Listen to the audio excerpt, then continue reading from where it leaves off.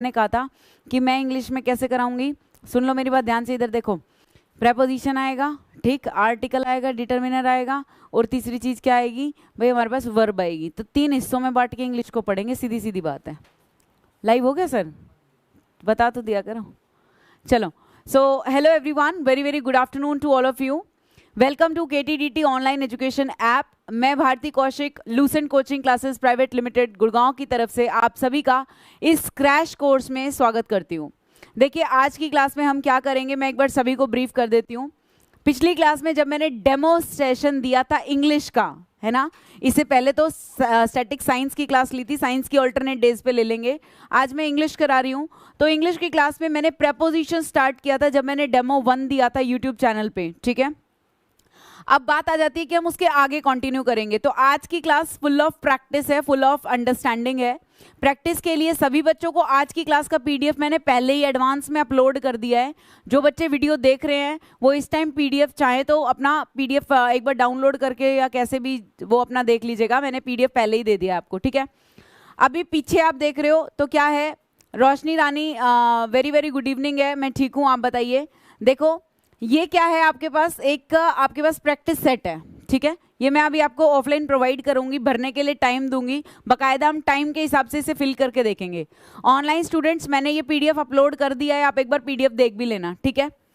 ये हमारे पास जो है कितने क्वेश्चंस हैं, तो मैंने कहा ये मेरे पास 50 सेंटेंस है जो मैं आज की क्लास में कराऊंगी। मैं इसे थोड़ा और बड़ा कर देती हूँ सो दैट आप ढंग से देख सको। देखो विजिबिलिटी है पीछे तक, ठीक है। अगले पे आ जाते हैं, वैसे तुम्हें तो जरूरत नहीं है क्योंकि तुम्हें पेपर ही मिल जाएगा। आज की क्लास हम स्टार्ट कर रहे हैं यहां से। अब देखो यहां पे हम क्या पढ़ने वाले हैं। जैसे पिछली क्लास में हमने क्या किया था, एक बार मुझे बताओ भाई, विजिबिलिटी है या नहीं है, कोई दिक्कत तो नहीं है देखने में। मैं सेंटेंस और ब्रॉड कर दूंगी, बस एक बार समझते जाना, क्योंकि क्रैश कोर्स में हमें स्पीड से सारी चीज समझनी है। पीडीएफ आपके पास आ गया, ठीक है, तो आपको लिखने में टाइम वेस्ट नहीं करना, बस समझना है, क्लास के बाद याद कर लेना, ठीक है भाई। जल्दी से एक बार बताओ, नवीन, कौशिक, गीता, रोशनी, गुड आफ्टरनून है भाई, जल्दी से बताओ ऑडियो वीडियो क्लियर है। पीछे का देखो बेटा, थोड़ा बहुत दिख पा रहा है, विजिबिलिटी है। मैं इसको थोड़ा और बड़ा करके देख लेती हूँ। ये देखो अब क्लियर दिख रहा है, बस तुम्हें दिखना चाहिए जिससे मैं अच्छे से एक्सप्लेन कर सकूँ, ठीक है। Mukesh Dhaka, good evening. अब सुनो, मैंने कहा कि पिछली क्लास में हमने प्रेपोजिशन पढ़ा था और मैंने कंसेप्ट बताया था, साथ साथ फिक्स प्रेपोजिशन बताई थी, याद है। अब ये जो आज की पीडीएफ मैंने इस क्लास की एडवांस अपलोड कर दी आज की क्लास में, ये तुम्हें बस याद करनी है, इसके बाद प्रेपोजिशन पढ़ने की कोई जरूरत नहीं है, समझ गए। देखो अभी प्रैक्टिस सेट आ जाते हैं, फिर मैं प्रैक्टिस भी करवाऊंगी। उससे पहले कंसेप्ट स्टार्ट करते हैं विदाउट वेस्टिंग टाइम। मेरी घड़ी में इस टाइम 3:45 हुए हैं, ठीक है, तो हमारे पास 5 बजे तक का टाइम है। 5 का 5:15 भी कर लें, लेकिन कोशिश करें कंसेप्ट ज़्यादा से ज़्यादा, ठीक। देखो इधर सबसे पहले, अगर तुम्हारे पास कभी भी क्या वर्ड हो, बॉर्न, ठीक है, चलो क्लियर है, ठीक है भाई, थैंक यू। बस मेरे को इस चीज़ की टेंशन रहती है कि ऑनलाइन स्टूडेंट को दिखना चाहिए अच्छे से। बॉर्न वर्ड अगर लिखा हो BORN, बॉर्न, तो बॉर्न का मतलब होता है पैदा होना, ठीक है। लेकिन अब तुम्हें यह देखना है कि बॉर्न के साथ कब तुम इन लगाओगे, कब तुम बॉर्न के साथ ऑफ लगाओगे, ठीक है। कह रहा है अगर आप कहते हो कोई चीज किसी चीज से उत्पन्न हुई है ना, तो आप बॉर्न ऑफ लगाते हो। क्या लगाते हो? बॉर्न ऑफ लगाते हो। और अगर आप किसी फैमिली, किसी प्लेस या किसी मंथ की बात बताते हो, जैसे आई वॉज बॉर्न इन अक्टूबर, इन मार्च, तो अगर मंथ की बात आ गई तो बॉर्न के बाद क्या लगाया? इन, समझ गए। जैसे देखो मैंने यहाँ पे सेंटेंस में आपको समझाने की पूरी कोशिश की है, थोड़ा सा और बड़ा करते हैं जिससे सेंटेंस क्लियरली दिखाई दे। सेंटेंस जरूरी है हमारे लिए, ठीक है। देखो ध्यान से, ही was born in Delhi, he was born in Delhi. Place का नाम है, क्या लगाया? इन लगाया। मंथ का नाम है, क्या लगाया? इन लगाया। लेकिन देखो अगर तारीख आ जाए, कभी भी क्या आ जाए, डेट आ जाए, तो क्या लगा दोगे? ऑन लगा दोगे। बात समझ में आ गई। अगर कभी भी क्या आ जाए, तारीख आ जाए, तारीख से पहले क्या लगाना है? तो टाइम का कंसेप्ट मैं समझाती हूँ बच्चे को। टाइम का कंसेप्ट क्या समझाती हूँ कि अगर कभी भी सेंचुरी लिखा है, सेंचुरी, तो तुम्हें उससे पहले क्या लगाना है? इन। जैसे we are living in 21st century, ठीक है।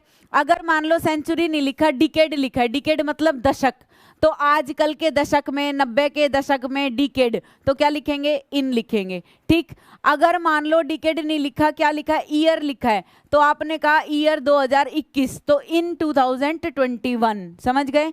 ऐसे ही मान लो किसी मंथ का नाम लिखा है, सीजन का नाम लिखा है, जैसे आई वॉज बॉर्न इन विंटर्स, ठीक है, तो विंटर क्या हो गया? सीजन का नाम हो गया। अब सीजन का नाम है तो आप क्या लिखोगे बेटा? इन लगाओगे। क्लियर? अगर मान लो मैं कह रही हूं I was born in second week of March, समझ रहे हो? तो वीक आ गया, तब भी क्या लगाया? इन। लेकिन अगर डे का नाम आ जाए, आई was born on Tuesday, on Wednesday, on Sunday, तो क्या लगाना है?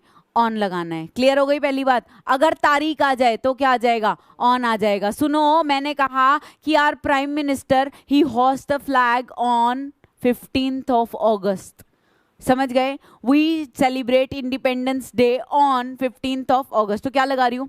ऑन लगा रही हूँ। प्रेपोजिशन क्लियर हो रही है भाई? मनजीत सिंह, कुलदीप, अंजलि भाई, सबको गुड इवनिंग है। जल्दी से बताओ, ये बात समझ में आ गई? स्पीड ठीक है? क्रैश कोर्स है तो हम जल्दी जल्दी करते रहें। आगे देखो फटाफट से। इसके बाद ये क्या कह रहा है? देखो अगले सेंटेंस में, ही was born in a rich family. अगर परिवार की बात हो रही है तो क्या आ गया? Rich family. परिवार की बात आ रही है तो क्या आ गया? लेकिन अगर मैं कहती he is a boy of rich family, तो क्या लिख देती? ऑफ, क्योंकि ऑफ उसका क्या दिखा रहा है? ओरिजिन बता रहा है। ऑफ, एफ ऑफ, ये क्या बताता है? ओरिजिन बताता है। समझ गए? लेकिन यहां हम बात कर रहे हैं बॉर्न शब्द की, BORN, बॉर्न शब्द की। तो बॉर्न के साथ हमने क्या लगाना है? इन। कब लगाना है? जब क्या लिखा हो? रिच फैमिली लिखा हो। डन। आगे देखो, आगे कह रहा है he was born to poor parents. अब अगर मैं कह रही हूं पुअर पेरेंट्स और मैंने क्या लगा दिया जी? टू लगा दिया, तो आपको ये चीज ध्यान रखनी है कि टू लगाने का मतलब है किससे उत्पन्न हुआ है, किससे उत्पन्न हुआ है। समझ गए इस बात को? मैं थोड़ा सा छोटा कर देती हूं। देखिए, born in, born of, and एक और वर्ड लिखा है बॉर्न टू। तो हम बॉर्न टू कब लगाते हैं? बॉर्न टू जब लगाते हैं जब किसकी बात की जाए? पेरेंट्स की बात की जाए। ध्यान से देखो, बॉर्न टू कब लगाओगे? जब किसकी बात की जाएगी? पेरेंट्स की बात की जाएगी। क्लियर है ये बात? अच्छा, पेरेंट की जगह जो अदर लिखा है तो क्या हो सकता है? किसी का नाम हो सकता है। क्लियर है? यहां तक कोई डाउट? चलूं आगे? अच्छा, आगे देखो, कमर सीधी करके बैठो बिल्कुल अटेंटिवली। ठीक, समझ लो ट्रेनिंग में ही बैठे हो इस टाइम। आगे देखो, जिस दिन बेटा ट्रेनिंग में जाओगे ना क्वालिफाई करके, उस दिन बहुत पर्सनालिटी निखर जाएगी, यकीन मानना। आगे देखो, अब बात आ गई किसकी? Need of. क्या लिखा है? Need of. चलो अब बात कर रहे हैं नीड ऑफ की। तो नीड ऑफ का मतलब क्या होता है? Lacking of. जैसे the poor man is in need of warm clothes, मतलब अगर मैं कह रही हूं कि कोई व्यक्ति he is in need of something, इसका मतलब वो उसके पास उस चीज की क्या है? कमी है। अब हमें लगता है हम क्या बोलते हैं? नीड का मतलब जरूरत। क्या बोलते हैं? नीड का मतलब जरूरत, यही बोलते हैं ना। अब ध्यान से समझो कि अगर मैं नीड के साथ ऑफ लगा दूं तो ये क्या दर्शाएगा? किसी चीज की कमी दर्शाएगा। क्या दर्शाएगा? किसी चीज की कमी। तो मैंने कहा I am in need of money, इसका मतलब आज मेरे पास पैसे कम है। समझ गए? अगर मैं कह रही हूँ I am in need of dresses, इसका मतलब मेरे पास ड्रेसेस कम है। बात समझ रहे हो? नीड ऑफ का मतलब क्या हो गया? किसी चीज की कमी होना। तो आप क्या कह रहे हो? The poor man is in need of warm clothes. ठीक है, अगला देखो, कह रहा है कहां से स्टार्ट करूं? There was a need for further explanation. अब इसको कैसे समझेंगे? देखो, हम नीड फॉर कब लगाते हैं? नीड फॉर कब लगाते हैं? कह रहा है व्हेन समथिंग इज एडिशनल। ठीक है, समथिंग एडिशनल इज रिक्वायर्ड। जैसे मैंने कहा, एक second, there was a need for further explanation so we googled it. ठीक है, मतलब हमें और ज्यादा एक्सप्लेनेशन की जरूरत थी, हमने क्या कर लिया? उसको गूगल कर लिया। अब मैंने कहा कि भाई यहां ध्यान से देखो, नीड के साथ क्या लगाया था? ऑफ लगाया था। यहां नीड के साथ क्या लगाया है? फॉर लगाया है। क्योंकि नीड फॉर का मतलब है कि when something additional is required, जब कुछ और एक्स्ट्रा चाहिए हो, जब जरूरत पूरी होने के बाद भी एक्स्ट्रा किसी चीज की जरूरत पड़ रही है, तब आप क्या लगा रहे हो? नीड फॉर लगा रहे हो। समझ गए? क्लियर है? आपको पीडीएफ में ये सारे सेंटेंस मिलेंगे। जब आप ये सेंटेंस रीड करोगे आपको मेरी बात बहुत अच्छे से याद आ जाएगी कि मैम ने कहा था नीड ऑफ का मतलब क्या होता है? कमी होता है। क्या होता है भाई? कमी होता है। अगर आपको समझ में आएगा कि मैम ने कहा था नीड फॉर का मतलब क्या होता है, need for further explanation, that means need for का मतलब है जब कोई चीज अलग से और एक्स्ट्रा रूप से चाहिए, ठीक है, लेकिन नीड का मतलब है चाहिए, समझ गए। आगे सुनो, नेक्स्ट क्या लिखा है, नेक्स्ट हमारे पास वर्ड है, एक सेकेंड, देखो बेटा, अब मैं बात करूंगी, नेक्स्ट वर्ड है मेरे पास की, क्या है की। एग्जामिनर क्वेश्चन कैसे देगा वो देखो भाई, ऑनलाइन स्टूडेंट सबको समझ में आ रहा है ना अच्छे से, ऑडियो वीडियो क्लियर है बेटा, कोई दिक्कत हो तो प्लीज बता देना, ठीक है। की का मतलब हमें पता है चाबी, हम उसके साथ कभी टू लगाते हैं, कभी उसके साथ ऑफ लगाते हैं, ठीक। देखो अगर मैं की का मतलब चाबी बता रही हूं, क्या बता रही हूं, चाबी, तो मैं उसके साथ ऑफ लगाऊंगी, जैसे की ऑफ माय अलमीरा, अलमीरा की चाबी, तो मैंने की के साथ क्या लगाया, ऑफ लगाया, ठीक है। लेकिन अगर की का मतलब क्या होगा बेटा, सॉल्यूशन होगा, क्या होगा, सॉल्यूशन होगा, तो तुम्हें क्या लगाना पड़ेगा, टू। जैसे हमेशा से बचपन से बोलते आए, हार्ड वर्क इज की टू सक्सेस। एग्जामिनर ये क्वेश्चन अगर दे दे तो ऑप्शन में देगा टू, ऑप्शन में देगा ऑफ, समझ गए, ऑप्शन में देगा फोर, और अपना स्टूडेंट क्या करेगा, अपना स्टूडेंट लगा लगा के देखेगा, फिट करके देखेगा कि ऑफ भी ठीक लग रहा है, कि टू भी ठीक लग रहा है, समझ रहे हो इस बात को। तो यहाँ पे आपको ठीक ठीक लगाने वाली बात नहीं है, यहाँ आपको समझना है। बुक में कैसे लिखा होता है, व्हेन की इज वर्चुअल, मतलब जब वो क्या हो, उसको माना गया हो, है ना, जब उसको क्या हो, माना गया हो, ठीक है। तो आपको वर्चुअल वर्ड याद करने की जरूरत नहीं है, वर्चुअल तो आपको एक वर्ड बनाने के लिए आपको बता दिया। मेन आपको याद रखना है कि की का मतलब अगर चाबी होगा तो क्या लगाओगे, ऑफ लगाओगे। अगर की का मतलब क्या होगा, सॉल्यूशन होगा, जैसे सफलता की कुंजी है ना, सॉल्यूशन, क्लियर, तब आप उसके साथ क्या लगाओगे, टू लगाओगे, ठीक है जी। चलो अब आगे देखेंगे, नेक्स्ट देखो, नेक्स्ट पे चलते हैं, की का बता दिया, अब आगे चलेंगे फटाफट क्योंकि बहुत सारा है ना, और टाइम बहुत कम है हमारे पास। देखो आजा भाई, कहाँ था, अब डाई वाला मैंने पिछली क्लास में बता दिया था, ठीक, डाई पे टाइम वेस्ट नहीं करूंगी। डिफर के साथ अगर विद लगाते हैं तो ये एक बार थोड़ा समझ लो, अगर जिसको समझना है तो। डाई वाला नहीं कराऊंगी, डाई वाला मैंने डेमो में करा दिया था, ठीक है। डाई बहुत इंपॉर्टेंट है, डाई मतलब मरना, तो डाई के साथ ऑफ लगाना जब भी किसी बीमारी का नाम हो, ठीक है। अब देखो कह रहा है डिफर के साथ विद लगा दें, तो इसका मतलब होता है डिसएग्री। कैसे सेंटेंस पढ़ेंगे, मैंने कहा आई differ with you, I differ with you, इसका मतलब मैं तुमसे इस बात पे डिसएग्री हूं। मैं ये भी तो बोल सकती थी I am not agree, I don't agree with you, ये भी तो बोल सकती थी, लेकिन मैंने कहा आई डिफर विद यू। फर्क सिर्फ क्या है, वर्ड का फर्क है, मीनिंग सेम है। दूसरा मैंने कहा I never differ with my elders, मतलब मैं अपने बड़ों से कभी भी डिसएग्री नहीं करती, है ना, या विद माई ब्रदर, वॉट कुछ भी बोल दो, लेकिन डिफर विद लिखा है, इसका मतलब क्या होगा, किसी के साथ असहमत होना, मतलब डिसएग्री होना।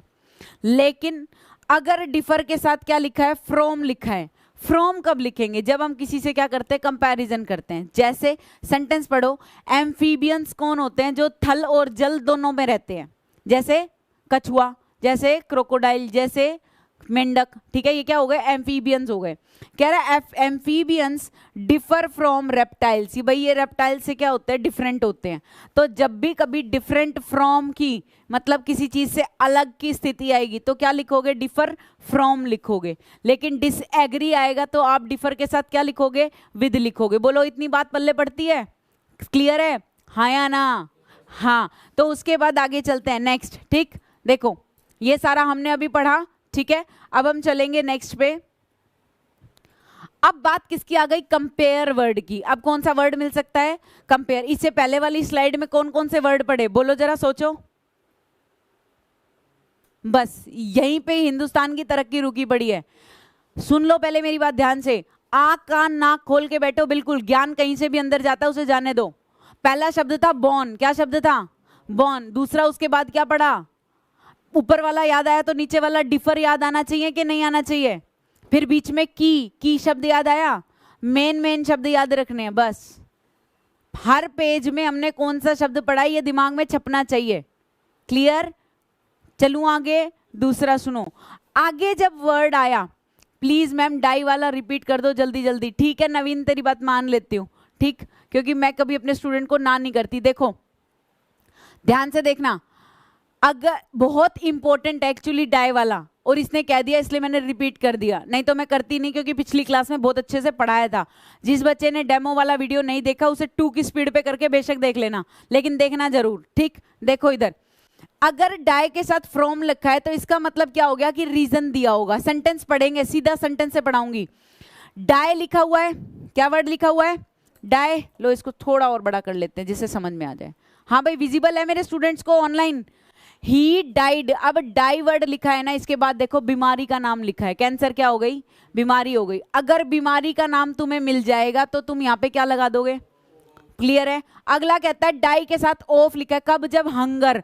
हंगर में बहुत सारे टीचर इसको रीजन मान के फ्रॉम याद करवा देते हैं, लेकिन हंगर भी ऑफ की कैटेगरी में आएगा, प्लीज याद रखिएगा। अगर ड्यू टू एक्सेस या लॉस ऑफ ब्लड कह रहा है तो वो पूरा रीजन एक्सप्लेन कर रहे हैं, तब आप फ्रॉम लिखोगे। लेकिन अगर किसी बीमारी का नाम और बीमारी के साथ साथ भूख यानी कि हंगर, तो आप उसको क्या लिखोगे? ऑफ लिखोगे। ठीक है।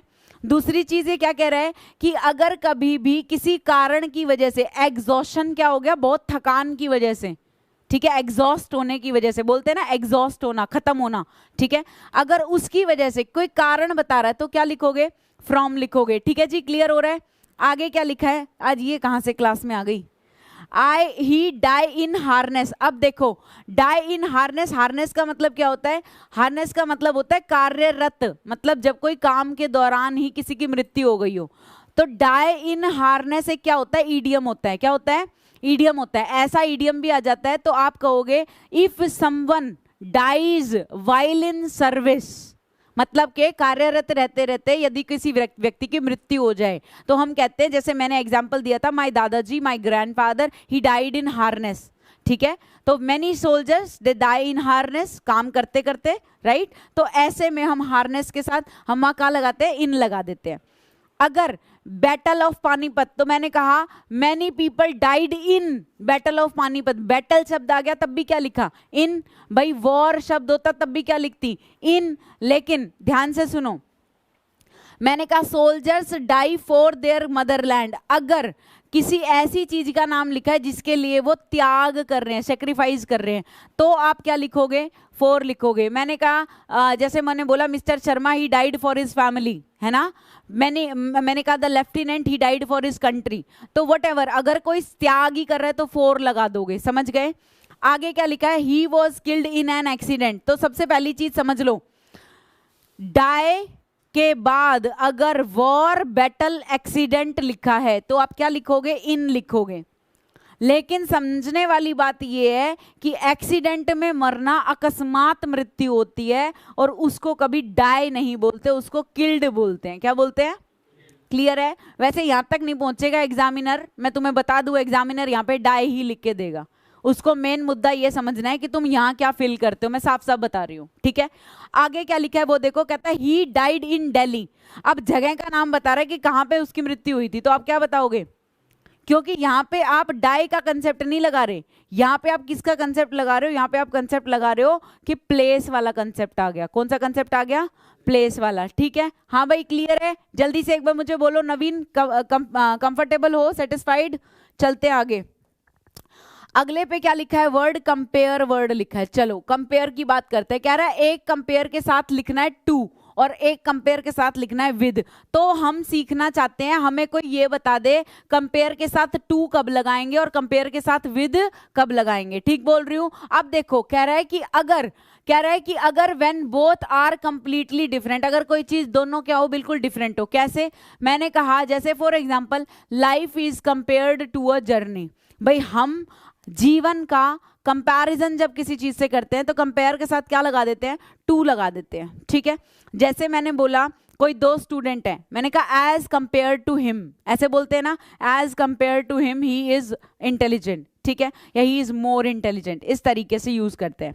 इसके अलावा आप कोई भी दो चीजों को कंपेयर कीजिए, तो मैंने कहा as compare to PC laptop works faster, ठीक है। तो आप कंपैरिजन जब दो डिफरेंट चीजों का कर रहे हो तो आप कंपेयर के साथ क्या लगा रहे हो, टू लगा रहे हो, लेकिन कह रहे कंपेयर के साथ विद कब करना है, when both are almost same. Same word न्यू यूज करके मैं बोलूंगी सिमिलर, क्या बोलूंगी, देखो सेम का मतलब होता है हू बहू, क्या होता है, हू बहू। सिमिलर का मतलब क्या होता है, उसके जैसा। क्लियर हो गई ये बात, ऑन कर दीजिए, ठीक है। अब दूसरी चीज मैंने कहा, देखो कंपेयर जियो विद एयरटेल। अब जियो भी क्या है, कौन सी कंपनी है भाई, टेलीकॉम कंपनी है ना। और मैंने कहा नीचे जाके भूल गया, ठीक है,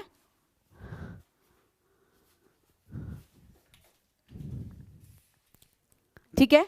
तो मैंने कहा देखो जियो भी टेलीकॉम कंपनी है, और मैंने क्या कहा कि एयरटेल भी कैसी है भाई, टेलीकॉम कंपनी है। अब दोनों सिमिलर कैटेगरी में आ गए ना, सिमिलर कैटेगरी में आ गए तो मैंने क्या लिखा, विद लिखा, ठीक है। अब दो टीचर्स को कंपेयर करोगे तो टीचर की कैटेगरी में है, तो क्या लिखोगे, विद लिखोगे, ठीक है।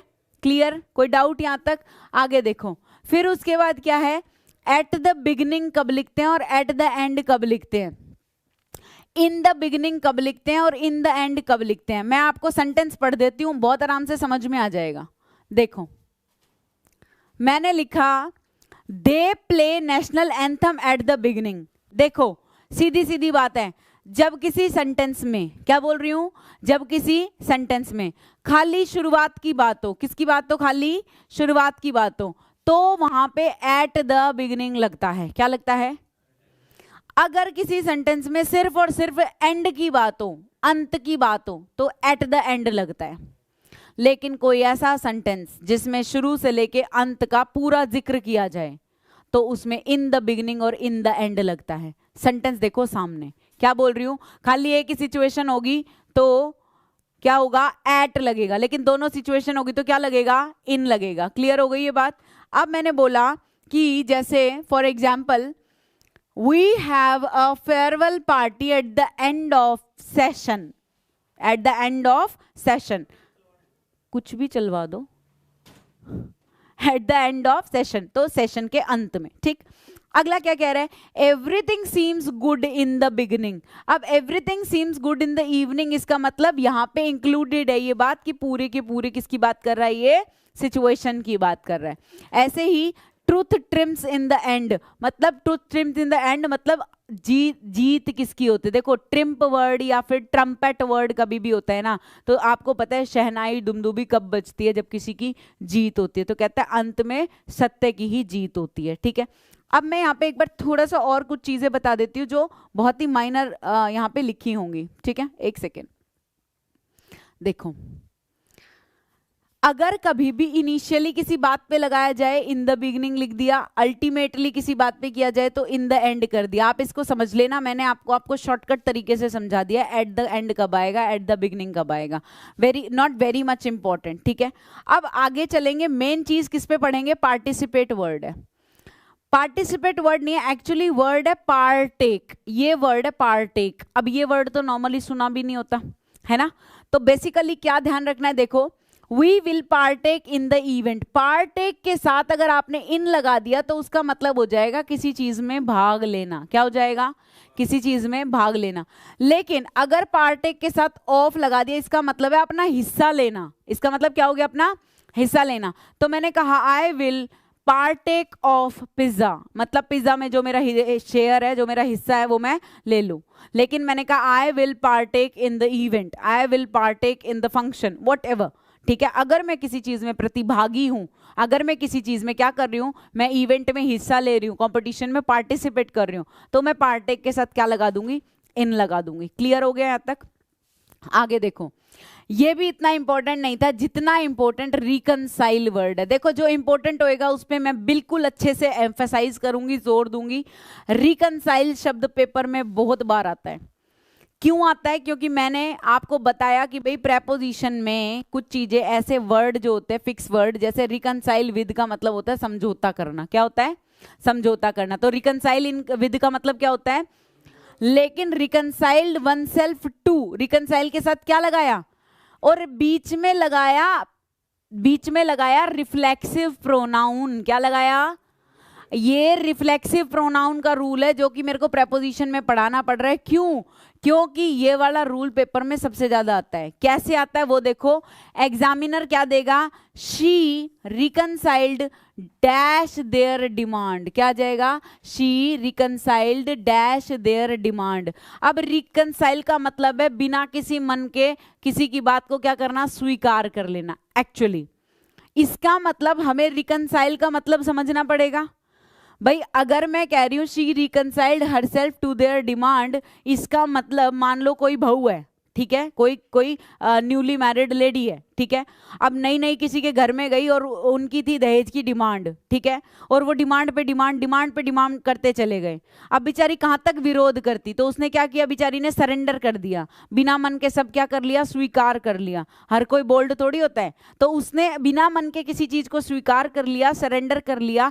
इस चीज को बताने के लिए अगर हम रिकनसाइल शब्द का प्रयोग करें तो मैं कहूंगी she reconciled herself, she reconciled herself to their demand. बोलो समझ में आया। और यही वाले सेंटेंस पे मार्क कर लेना, सबसे इंपॉर्टेंट यही वाला सेंटेंस है, ऊपर वाले में से भी इतना नहीं पूछेगा, ठीक। फिर भी मैं ऊपर वाला समझा देती हूँ, he reconciled with his rival company. भाई मैंने कहा उसने अपनी जो राइवल कंपनी थी, जिसके साथ उसका कंपटीशन था, टक्कर थी, पैज थी, व्हाटएवर, उसके साथ क्या कर लिया, एग्रीमेंट कर लिया, समझौता कर लिया, ठीक है। तो अगर हम किसी के साथ क्या कर रहे हैं, समझौता कर रहे हैं, तो क्या लगा देंगे, विद लगा देंगे। लेकिन बिना किसी मन से स्वीकार कर रहे हैं, उसके आगे सरेंडर कर रहे हैं, तो क्या कर देंगे, टू लगा देंगे। लेकिन रिकनसाइल के साथ हमेशा क्या आता है, रिफ्लेक्सिव प्रोनाउन आता है, ये याद रखना।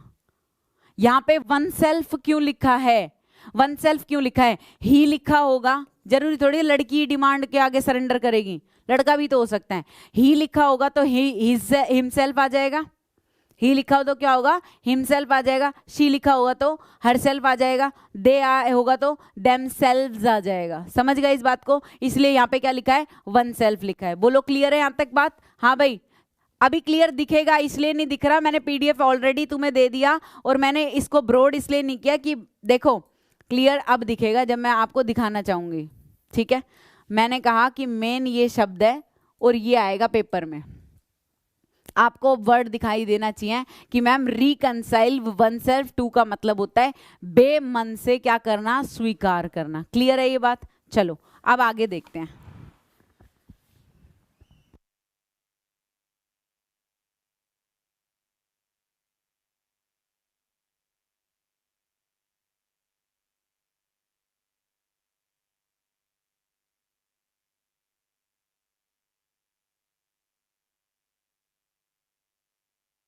आगे देखो, अब आगे लिखा है यहाँ पे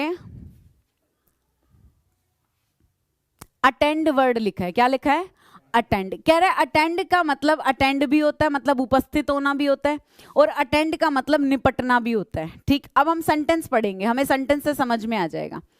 आई अटेंडेड द क्लास, क्या है, आई अटेंडेड द क्लास। यहां पे बताना चाहती हूँ कि इसके साथ कोई प्रपोजिशन नहीं आएगी, ठीक है।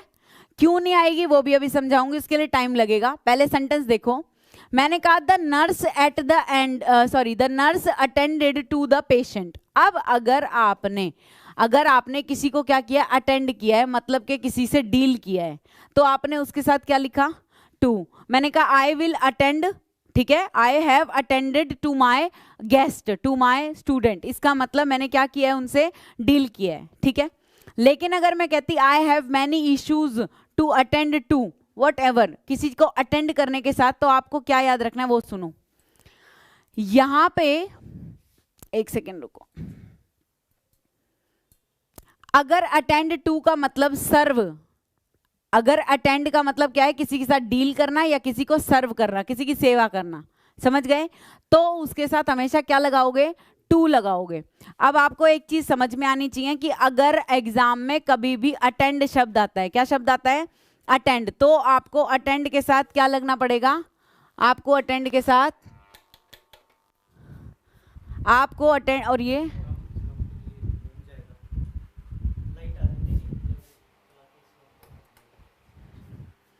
चल उधर कर ले और हमारी तरफ रहने दे, कोई बात नहीं, देखी जाएगी, कोई बात नहीं। वो आता है ना लिल्लू की गलत फैमिली यूट्यूब पे, नाच तो हो ही लिया, अपना भी वही हाल है। चलो कोई बात नहीं, देखी जाए, नाच तो हो ही लिया। आगे देखो, तो मैंने कहा अटेंड के साथ क्या हुआ, टू आएगा। कब लिखोगे टू? एक चीज सुनो, आंधी बारिश तूफान कुछ है, एक चीज मेरी हमेशा बात याद रखना कि जब भी तुम तैयारी करोगे और जब भी कुछ अच्छा करने निकलोगे ना, ये पूरा ब्रह्मांड तुम्हारी परीक्षा लेने के लिए तैयार हो जाएगा। जो परीक्षा पार कर गया वो तो जीत जाएगा, सक्सेस उसकी है। और जो उस टाइम पे हार मान गया, सरेंडर कर गया, भाई उसके हाथ नहीं लगना कुछ भी। तो सेम ऐसे ही लाइट चली गई, कभी कुछ हो गया, लेकिन पढ़ना नहीं छोड़ना आपको। इसीलिए मैंने आज तो एडवांस ही पीडीएफ डाल दिया, और मैं अपनी कोशिश करूंगी एडवांस पीडीएफ डालूं। पहले पढ़ लो, मेरी क्लास में बिल्कुल तैयार बैठो, जो मेरे को सिर्फ क्या करना हो, समझाना हो। क्योंकि भाई क्रैश कोर्स का मतलब ये नहीं है कि धीरे धीरे धीरे धीरे, क्रैश कोर्स का मतलब है पेपर में आने वाली चीज बिल्कुल दिमाग में फिट हो जाए। तुम्हें ये बता दो समझ में आ रहा है कि नहीं आ रहा। तुम्हें एक एक चीज याद होनी चाहिए। क्या, जैसे मैडम ने कहा था रिकनसाइल आएगा, तो रिकनसाइल शब्द देखोगे तो एकदम ध्यान वहां जाएगा, समझ गए? तुम्हें ध्यान आएगा। अटेंड का मतलब मैडम ने बताया था, ठीक है, अटेंड का मतलब मैडम ने बताया था कि अगर सेवा करना हो, किसी से डील कर रहा हो, तो क्या लगा देना, टू लगा देना, मेन खेल है इसका, ठीक है। ऐसे ही जैसे मैंने कहा कि कंपेयर के साथ टू कब लगाओगे, जब चीजें क्या होगी, बिल्कुल डिफरेंट होंगी। अगर सिमिलर कैटेगरी की हो गई तो क्या लगा देना, विद लगा देना। समझ आ रही है बात? तो ये चीजें सीखने वाली है। पीडीएफ को एक बार क्लास के बाद पढ़ोगे तो सारी की सारी कंठस्थ हो जाएगी, याद हो जाएगी। वैसे भी अभी एक बार वो आ जाता है प्रैक्टिस सेट, तो मैं यहीं की यहीं करवा के देखूंगी, तुम्हें पता चल जाएगा कितना समझ में आया कितना नहीं, ठीक है। चलूं आगे, देखो अब उसके बाद क्या है, अगला देख लो फटाफट एक बार। मीट, भाई मीट का मतलब मिलना होता है, और मीट विद का मतलब क्या होता है, किसी का सामना करना। मैंने कहा he met me, second form है, सेकंड फॉर्म है, इसलिए कोई भी प्रपोजिशन यहाँ पे, ठीक है। वैसे भी क्यों नहीं आई प्रपोजिशन, सेकंड फॉर्म की बात नहीं है, क्यों नहीं आई उसका रीजन बताऊंगी। He met with an accident. अब सुनना, he met with an accident, आपने विद कब लगाया, जब किसी चीज का सामना करना पड़ा। एक्सीडेंट से मिलने तो नहीं गया होगा, एक्सीडेंट से मिलने तो नहीं गया होगा, जबरदस्ती आया होगा, उसका सामना करना पड़ा होगा, राइट। तो हमने उसके साथ क्या लगा दिया, with. His performance was met with, आप कह सकते हो मेट विद, क्या लिखा है, अच्छा मेट विद डिसीजन होना चाहिए, कोई नहीं, छोड़ो इसे, इसको छोड़ दो, सेंटेंस को नहीं समझ में आ रहा, छोड़ो। अब यहाँ पे आपको एक चीज देखनी है कि ही मीट मी, वो मुझसे मिला। जब मीट का मतलब क्या होगा, मिलना होगा, तो हम उसके साथ कोई प्रपोजिशन नहीं लगाएंगे। लेकिन अगर मीट का मतलब क्या हो गया, किसी चीज का सामना करना, तो हमें क्या लगाना पड़ेगा। फर्क समझ में आ रहा है? दोबारा सुन लो। अगर मैं किसी से मिल रही हूँ, I meet him, I meet Modi, I meet फलाना, जो भी वटेवर, कुछ भी बोलो, आप कुछ भी बोल रहे हो, मिलने की बात कर रहे हो, इसलिए आप, और वैसे भी आप मीट का वर्ड का यूज ही मिलने के लिए करते हो, इसलिए कोई प्रपोजिशन नहीं लगाते। एग्जामिनर इस चीज का फायदा उठाएगा और वो क्या करेगा, ऐसा सेंटेंस देगा, ही मीट या he met dash an accident. तो अब यहाँ पे आपको लगाना होगा to the accident, in the accident, for the accident या with the accident, with an accident. तो आपको लगाना है विद एन एक्सीडेंट। क्लियर है यहाँ तक? चलू भाई आगे, जल्दी से एक बार बता दो सबको। गुड इवनिंग है, सबके मैसेज देख रही हूँ मैं, एक बार जल्दी से इतना बता दो। यहाँ तक क्लियर? अब चलें आगे। चलो, यहां तक हमने पढ़ा, अगले पे आ जाओ। अगला लिखा है सिक, फॉर, सिक ऑफ या इल विद। अब इसका मतलब क्या होता है, इतना इंपॉर्टेंट नहीं है ये, फिर भी एक बार कर लेते हैं। सिक ऑफ का मतलब होता है किसी चीज से थक जाना, परेशान हो जाना, टायर्ड ऑफ समथिंग। तो टायर्ड के साथ हमेशा क्या लगाओगे, ऑफ लगाओगे। सिक के साथ क्या लगाया, ऑफ लगाया, जब उसका मतलब क्या है, थकना। तो मैंने कहा I am sick of his tantrums. Tantrums होता है नखरे, ठीक है, टेंट्रम्स क्या होता है, नखरे। तो आप कहोगे I am sick of his tantrums, मैं उसके नखरों से तंग आ चुका हूं। फिर कह रहा है he is sick for his home and family. Sick for का मतलब होता है लॉन्गिंग फॉर, मतलब किसी चीज के लिए तड़पना, ठीक है। जैसे मान लो कोई आशिक तड़प रहा है अपनी प्रेमिका के लिए, तो he is sick for her his girlfriend. समझ गए? ऐसे ही आपने कहा he is sick for his family, भाई हम तो अपनी फैमिली के लिए तड़पते हैं, ठीक है, अच्छे अच्छे बच्चे, मन के सच्चे। फिर उसके बाद मैंने क्या लिखा है कि देखो, सफर के साथ फ्रॉम लगा दिया, he is suffering from fever. That is okay. He is ill with jaundice. देखो अगर इल शब्द लिखा है, ठीक है, क्या लिखा है, इल शब्द लिखा है, तो उसका मतलब होता है suffer from. Ill suffer from लिख लो या इल विद लिख लो, एक ही बात है, किसी चीज से ग्रस्त होना। मैंने कहा he is suffering from fever, ठीक है, he is ill with fever भी लिख सकते हो। क्लियर है ये बात? तो आपको यहां पे देखना है कि इल लिखा है या सफर लिखा है। आगे चलो, अगला इंपॉर्टेंट वर्ड है काउंट। भाई बहुत सारा कंटेंट है इसलिए जल्दी जल्दी पढ़ा रही हूं, ठीक है, फोकस करना समझने पे ना कि नोट डाउन करने पे। देखो काउंट का मतलब होता है गिनना, हमने बचपन से यही सीखा है, काउंटिंग, काउंट, गिनना। लेकिन काउंट का मतलब होता है विश्वास करना। अगर काउंट का मतलब किसी चीज पे विश्वास करना हो गया, टू रिलाई ऑन समवन, किसी चीज पे निर्भर हो गया, तो हम काउंट के साथ क्या लगाते हैं, ऑन लगाते हैं। तो मैंने कहा काउंट द नोट्स, भाई नोटों को काउंट करो, count the people, count the students. तो आप क्या कर रहे हो, उसे काउंट कर रहे हो। काउंट के साथ आपने कोई प्रपोजिशन नहीं लगानी जब उसका मतलब क्या है, बोलो, गिनना। लेकिन अगर काउंट का मतलब क्या है, किसी पे निर्भर होना, to rely on, to trust somebody, ठीक है, तो आप उसके साथ क्या लगाओगे, ऑन लगाओगे। एग्जामिनर ये काउंटिंग देगा, नहीं देगा, ये काउंटिंग देगा। मैंने कहा काउंट ऑन मी। अगर काउंट ऑन मी बोलूंगी तो क्या बोलूंगी, मैं बोलूंगी ट्रस्ट मी, क्या बोल सकती हूँ, या फिर बोलूंगी हैव फेथ इन मी, ठीक है। तो क्लियर हो रही है मेरी बात? आगे चलूं। इसके बाद नेक्स्ट देखो फटाफट, क्या लिखा है, क्वालिफाई। जब क्वालिफाई का मतलब टू पास समथिंग है, क्या है, टू पास समथिंग, तो मैं उसके साथ कुछ नहीं लगाऊंगी। मैंने क्या लिखा देखो, ही क्वालिफाइड पीएमटी, क्या लिखा, ही क्वालिफाइड पीएमटी, आईआईटी, व्हाटएवर, कुछ भी। लेकिन अगर क्या होता, क्वालिफाई का मतलब एलिजिबल होता, किसी चीज के लिए क्या होता, एलिजिबिलिटी होता, तो आप क्वालिफाई के लिए क्या लगाते, फॉर लगाते। जैसे मैंने कहा Hima Das has qualified for Olympics, Olympics के लिए क्या हो गई है, क्वालिफाई हो गई है, एलिजिबल हो गई है। अगर क्वालिफाई का मतलब किसी चीज को पास करना है तो आप उसके साथ कोई प्रपोजिशन नहीं लगाओगे। लेकिन अगर क्वालिफाई का मतलब, अगर क्वालिफाई का मतलब क्या है, एलिजिबल होना, तो आप क्या लगा दोगे, फॉर, क्योंकि एलिजिबल के साथ भी क्या लगाते हो, फॉर। तो मैं आपसे पूछ रही हूँ, are you eligible for this post, आप इस पोस्ट के लिए एलिजिबल हो, तो मैंने कहा you have to qualify for this post, ठीक है, दैट मीन्स फॉर आ जाएगा क्वालिफाई के साथ। क्लियर है भाई यहां तक सबको? चलूँ आगे, आगे देखो नेक्स्ट, ठीक है।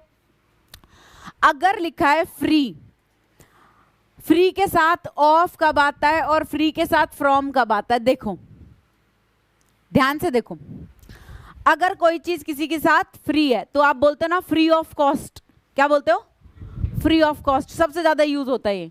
तो इसका मतलब मुफ्त में है, I got it free of cost, मुफ्त में मिलना, ठीक है। लेकिन अगर मैं कह रही हूं he is free from vices या व्हाटएवर, मान लो कोई भी चीज लिखी है, किसी चीज से आजादी मिल जाना, छुटकारा मिल जाना, मुक्ति पा लेना, तो अलगाव की स्थिति दिख रही है, क्या लिख दिया, फ्रॉम लिख दिया, सीधी सीधी बात है। जैसे हिंदी में करते हो ना, ऐसे कुछ चीजें हम ऐसे समझ लेंगे कि अलगाव की स्थिति है, सेपरेशन है, तो हमें दो ही चीजें याद रखनी है, या तो फ्रॉम याद रखना है या फिर OFF ऑफ याद रखना है। ये क्या दिखाते हैं, हमें अलगाव की स्थिति बताते हैं। ठीक, चलूं आगे, नेक्स्ट सुनो।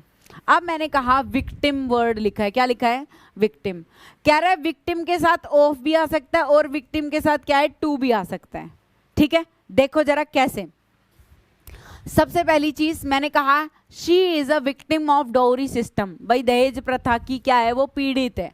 अगर मैं विक्टिम ऑफ लिख रही हूँ, इसका मतलब मैं पीड़ित की बात बता रही हूँ, कोई किसी का क्या है, मतलब किसी से भी सताया हुआ, ठीक है, विक्टिम ऑफ। अच्छा, विक्टिम कौन होता है, जो पीड़ित होता है। एक्यूज्ड कौन होता है, जिसपे दोष लगाया जाता है। हमेशा जब भी कोई मूवीज या सीरीज देखते होगे उसमें बोलते होगे ना विक्टिम कौन है ना, और एक्यूज्ड कौन है। एक्यूज्ड मतलब जिसपे दोष लगाया गया है, ठीक है, दोषी। आगे सुनो, मैंने कहा he fell victim to reservation policy, इसका मतलब क्या हुआ, देखो ध्यान से। कह रहा है कि fall victim to, victim to कब लगाओगे, विक्टिम का अर्थ तो हो गया पीड़ित, और जब आप कह रहे हो सफर फ्रॉम मतलब किसी चीज से पीड़ित होना, ठीक है, सफर तो मैंने बता ही दिया था आपको, तो आप इस तरीके से इसे यूज करोगे, he fell victim to reservation policy, ठीक है, किसी चीज को गलत समझना, ठीक है। आगे चलते हैं, सफर को छोड़ दो, सफर समझ जाओगे। चेंज के साथ ऑफ कब आएगा, चेंज के साथ इन कब आएगा, ये समझ लो। A change in climate has been noted, भाई मौसम में बदलाव देखा गया है। चेंज इन समथिंग, क्या बोल रही हूँ, चेंज इन समथिंग, किसी चीज में बदलाव महसूस किया गया। अगर मैं कहती a change of place is advisable, जगह का बदलना क्या है, एडवाइजेबल है। आप चेंज के साथ ऑफ कब लगा रहे हो, जब मॉडिफिकेशन कर रहे हो। देखो ध्यान से समझना, अगर किसी चीज में आपने रिप्लेसमेंट कर लिया, आप गुड़गांव में रहते हो, मैंने कहा थोड़े दिन एक काम करो मसूरी में रहने लग जाओ, प्लेस क्या कर लिया आपने, रिप्लेस कर लिया, रिप्लेसमेंट हो गया, तो आप चेंज के साथ क्या लगाओगे, ऑफ लगाओगे। क्या लगाओगे, ऑफ लगाओगे। लेकिन मैं बोल रही हूं कि अगर मान लो मॉडिफिकेशन किया जाए, क्या लिखा जाए, मॉडिफिकेशन। अब जैसे गर्मी है, गर्मी में थोड़ा सा मॉडिफिकेशन हो गया, लो जी बारिश आ गई, थोड़ी ठंडक हो गई, तो हमने क्या लिख दिया, चेंज इन लिख दिया। तो चेंज के साथ कब इन आएगा, कब ऑफ आएगा, क्लियर है ये बात, ठीक है।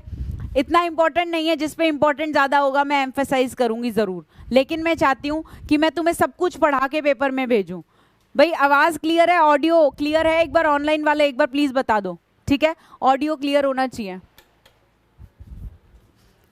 किसी तरह की कोई डिस्टर्बेंस तो नहीं है ना, साफ आवाज आ रही है। देखो अब उसके बाद आगे चलते हैं। नेक्स्ट है हमारे पास फिक्स प्रेपोजिशन। मेन पेपर यहां से उठ के आएगा, अब तक तो हम कंसेप्ट पढ़ रहे थे, पेपर जहां से उठ के आएगा वो मेरे पास जितने थे मैंने सारे पीडीएफ दे दिए। देखो एक बार समझाती चली जाती हूँ। हमने आज तक पढ़ा है रिसोर्ट का मतलब क्या होता है, हमने आज तक क्या पढ़ा है, रिसोर्ट का मतलब क्या होता है, होटल होता है, यही पढ़ा है ना, कि भाई बहुत सा बड़ा सा एरिया जो होता है उसको हम रिसोर्ट बोलते हैं, एक्चुअली वो रिसोर्ट्स होते हैं, ठीक है। ये रिसोर्ट वर्ब है, क्या है, वर्ब है, हम नाउन की बात नहीं कर रहे हैं, ठीक है, हम वर्ब की बात कर रहे हैं। फिक्स प्रेपोजिशन में वर्ब का होना जरूरी है। बेटा प्लीज एक बार कमेंट करके बताओ, सभी लोग ढंग से समझ में आ रहा है ना, ठीक है। गीता अभी देखो, रिसोर्ट का मतलब है रास्ता अपनाना, जैसे मैंने बोला कि भाई उस बच्चे ने गलत रास्ता अपना लिया, ठीक है, तो मैंने यहाँ पे क्या बोला, ही रिसोर्टेड टू, तो रिसोर्ट के साथ क्या लिखेंगे, क्राइम लिखेंगे, मतलब रिसोर्ट के साथ क्या लिखेंगे, टू लिखेंगे। जब कोई किसी जगह का रास्ता अपना लेगा उसको हम क्या बोलेंगे, टू बोलेंगे। अब सुनो, the police resorted to unfair means, police ने भी क्या किया, अनफेयर मीन्स को अपना लिया, मतलब दूसरे तरीके को अपना लिया, ठीक है। अगर कोई अपना ट्रैक बदल रहा है, रास्ता बदल रहा है, हम उसके लिए रिसोर्ट शब्द का इस्तेमाल कर रहे हैं। आपको याद रखना है रिसोर्ट शब्द का मतलब क्या हो गया, यहाँ पे रास्ता अपनाना, ठीक है, रास्ता अपनाना, तो उसके साथ आप क्या लगाओगे, टू लगाओगे। जो आज तक रिसोर्ट आपने सुना था होटल, वो था नाउन, और हम बात किसकी कर रहे हैं, वर्ब की, क्योंकि बेटा फिक्स प्रेपोजिशन में क्या सीखना है, कौन सी वर्ब के साथ कौन सी प्रेपोजिशन आएगी, ठीक है। क्लियर हो गई ये बात, चलो अब आगे देखते हैं फटाफट से। चलो भाई बहुत बढ़िया, ठीक है। आगे देखो, वेट का मतलब होता है इंतजार करना। अब हम बहुत नॉर्मली ये सेंटेंस यूज करते हैं, ठीक है, जरा देखना ध्यान से, मैं कहो तो इसे और ब्रॉड कर देती हूँ, तुम्हें दिखना चाहिए अच्छे से। देखो दिख रहा है भाई, दिख रहा है, देखो क्या लिखा है, देखो जरा, आई वेटेड फॉर यू, मैंने तुम्हारा इंतजार किया, तो वेट फॉर समवन होता है, ठीक है, वेट फॉर समथिंग भी होता है, जैसे I am waiting for examination, भाई I am eagerly waiting for result, ये बोलते हैं, तो वेट के साथ क्या लगा देते हैं, फॉर लगा देते हैं। दूसरा यहाँ पे लिखा है she is waiting for her result, तो हम इसका मतलब वेट शब्द के साथ क्या लगा देंगे, फॉर लगा देंगे। क्लियर हो गई ये बात। रिसोर्ट के साथ क्या लगाओगे, बोलो, रिसोर्ट के साथ क्या लगाओगे, टू लगाओगे, वेट के साथ क्या लगाओगे, फॉर लगाओगे। अब एक बात ध्यान से सुन लो, यहाँ पे एग्जामिनर कहाँ खेलेगा दिमाग से वो सुन लो, यहाँ पे लिख रही हूँ, ठीक है, वो वेट फॉर नहीं लिखेगा, क्या लिखेगा, अवेट लिखेगा, क्या लिखेगा, बस यहाँ खेलेगा वो। अगर वेट लिखा हुआ है तो तुम क्या लिखोगे, लेकिन अवेट लिखा है तो उसके साथ कोई प्रपोजिशन नहीं लगाना, दोनों का मतलब सेम है, किसी का इंतजार करना, ठीक है। क्लियर है यहाँ तक। अब दूसरी चीज देखो, आगे चलते हैं, अप्रूव। भाई अप्रूव का मतलब हो गया सहमति देना, तो मैंने कहा अप्रूव ऑफ माय प्रोजेक्ट, जैसे he approved of my project, approve के साथ तो ऑफ आएगा, ठीक है, क्लियर हो गई बात। और आपको ये चीज ध्यान रखनी है, जैसे आप कभी भी he approved of my project, he I don't approve of something, किसी चीज का अप्रूवल ना देना, समझ गए? अप्रूव के साथ क्या लगा दोगे? ऑफ। क्लियर है? रिसोर्ट के साथ क्या लगाना था? रिसोर्ट के साथ क्या लगाना था? टू। बस क्लास में ऐसे अटेंटिवली बैठना है, ऐसे ही आंसर देने हैं, ठीक है? अगर आपके पास पूछ लिया मैंने वेट के साथ क्या लगाओगे? 4 लगाओगे, शाबाश। अगर मैंने कहा अप्रूव के साथ क्या लगाओगे तो बोलो ऑफ लगाओगे, ठीक है? भाई ऑनलाइन बैठे बैठे वहीं से बोलते रहना, चाहे कोई कुछ भी समझे कि अकेला अकेला क्यों बोल रहा है, कोई दिक्कत नहीं है, लेकिन बोलोगे तो याद होगा, ये याद रखना, ठीक है? आगे देखो क्या लिखा है, डील। अब डील का मतलब एक होता है व्यापार करना, एक होता है निपटना, ठीक है? अगर डील का मतलब कभी व्यापार करना हो तो हम बोलते हैं इन, क्या लगा देते हैं उसके साथ? देखो मैंने कहा जैसे कि क्या बोला, जिंदल्स डील इन डायमंड्स, किस चीज का व्यापार करते हैं? डायमंड्स का। तो डील के साथ क्या लगाया? इन लगाया। मैंने कहा ही डील्स इन गारमेंट्स, भाई वो गारमेंट्स मतलब उसका व्यापार करता है। मैंने कहा ही डील इन फूड ग्रेन्स, मतलब वो अनाज का व्यापार करता है, या वो मान लो कोई किसी भी आइटम का हो, अगर कोई व्यापार कर रहा है तो डील के साथ क्या लगा दोगे? इन लगा दोगे। लेकिन सुनो, अगर कोई किसी से निपट रहा है तो मैंने कहा let me deal with the problem, let me deal with the question, लाओ इस क्वेश्चन से मैं निपटूं, और let me deal with him, लाओ मैं उससे डील करूं, ठीक है? आओ मैं इससे निपटता हूं। तो आप उसके साथ क्या लगाओगे? विद लगाओगे। और वैसे भी जब हम किसी पर्सन से मिलने जाते हैं तो भी हम क्या लगाते हैं? डील विद लगाते हैं, ठीक है? जैसे I am dealing with mister Sharma, मतलब मैं इनके साथ क्या कर रही हूँ? व्यापार कर रही हूँ, मतलब इनके साथ क्या कर रही हूँ? मिल रही हूँ। लेकिन अगर I am dealing in something, उस चीज का मैं व्यापार कर रही हूँ। दोनों में फर्क समझ में आ रहा है? आगे देखो नेक्स्ट क्वेश्चन, अगले में आ गया डिफर। मैंने डिफर अभी थोड़ी देर पहले समझाया था। अगर आप किसी चीज से अलग हो तो आप क्या कराओगे? डिफर के साथ फ्रॉम लगा दोगे। क्लियर है? ये समझाने की जरूरत नहीं है। डिफरेंट का मतलब क्या है? डिफरेंट का मतलब है किसी चीज से असमान, मतलब बिल्कुल अलग होना। डिफरेंट के साथ भी आपको फ्रॉम लगाना है, आपको घबराने की जरूरत नहीं है। डिफर वर्ड मिल जाए तो डिफर के साथ अगर विद लिखा हो तो उसका मतलब क्या होता है? लाओ एक बार देख लें जरा। डिफर के साथ विद लिखा हो तो क्या होता है? Very good. डिसएग्रीमेंट क्या होता है? जैसे मैंने कहा था I never differ with my brother, बोला था ना। अगर डिफर के साथ फ्रॉम आ गया इसका मतलब कंपैरिजन की बात हो रही है, अलग अलग की बात हो रही है, ठीक है? तो ये चीज आपको ध्यान रखनी है, ठीक है भाई? आप लोग भी आंसर देते रहा करो जब मैं क्वेश्चन पूछूं। अब देखो नेक्स्ट,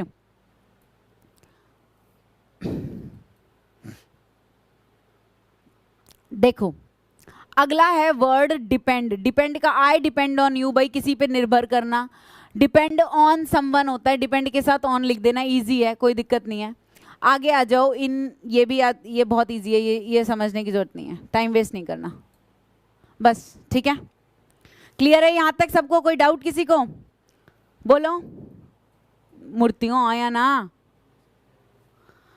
क्योंकि देखो कुछ चीजें मैंने आपको पहले दिन बता दी थी, अब जो रिपीट होएगी तो मैं टाइम वेस्ट नहीं करूंगी। मेरा काम है नई नई चीजें पढ़ाने का पेपर में। देखो मैं अपनी तरफ से पूरी कोशिश करूंगी, जितना मुझे आता है मैं तुम्हारे दिमाग में जितना डाल सकूं उतना डाल के भेजूं। कहने को होता ये है कि कुछ चीजें जो पेपर में आती है जी वो करा दो, पहली कोशिश वही है, लेकिन फिर भी मैं कोशिश करूंगी जितना हो सके उतना पढ़ा दूं, जिससे कोई नई चीज भी आ जाए तो तुम्हें यूं ना हो कि भाई ये कहां से आ गया। समझ रहे हो? हमें दोनों तरफ से संभल के चलना पड़ेगा, ठीक है? आगे देखो, अगर कभी भी समर सीजन की बात कर रही है, सीजन से पहले क्या लगाना है? इन। अभी बताया था क्लास स्टार्ट करी थी जब। आगे है सनराइज, सनसेट, नून, मिडनाइट, बेड टाइम, ये सब लिखा हो तो क्या लगा देते हैं? एट लगा देते हैं, ठीक है? ये एक्चुअली शॉर्ट टाइम स्पैन होते हैं हमारे दिन के, इसीलिए इनसे पहले एट लगता है, समझ गए?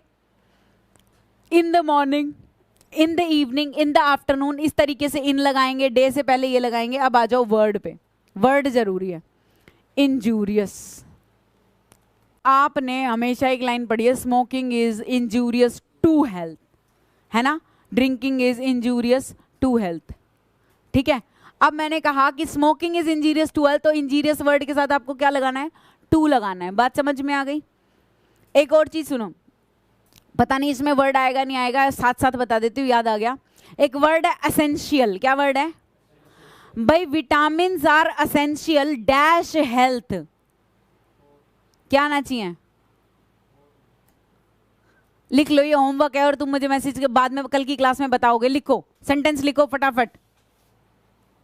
ऑनलाइन स्टूडेंट भाई तुम भी एक सेंटेंस लिखो, मैं सेंटेंस लिख के बता रही हूं, ये सेंटेंस मुझे चाहिए।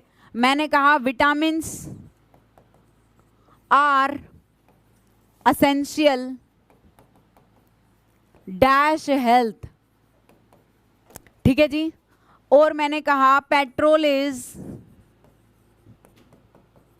असेंशियल डैश कार, ठीक है। असेंशियल शब्द अगर आ जाए तो क्या आंसर आएगा ये तुम्हें मेरे को बताना है, लेकिन बाद में बता देना कल, अभी मेरी क्लास कंटिन्यू चल रही है, ठीक है। चलूं आगे।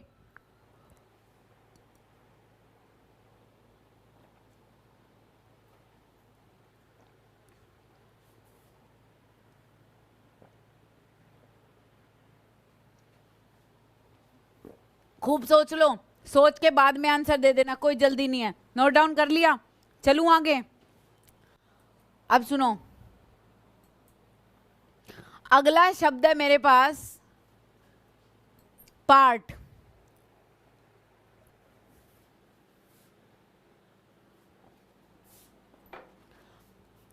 किसी चीज से अलग होना। ही cannot part with his book, he cannot part with my belongings, मतलब विद हिज बिलोंगिंग्स।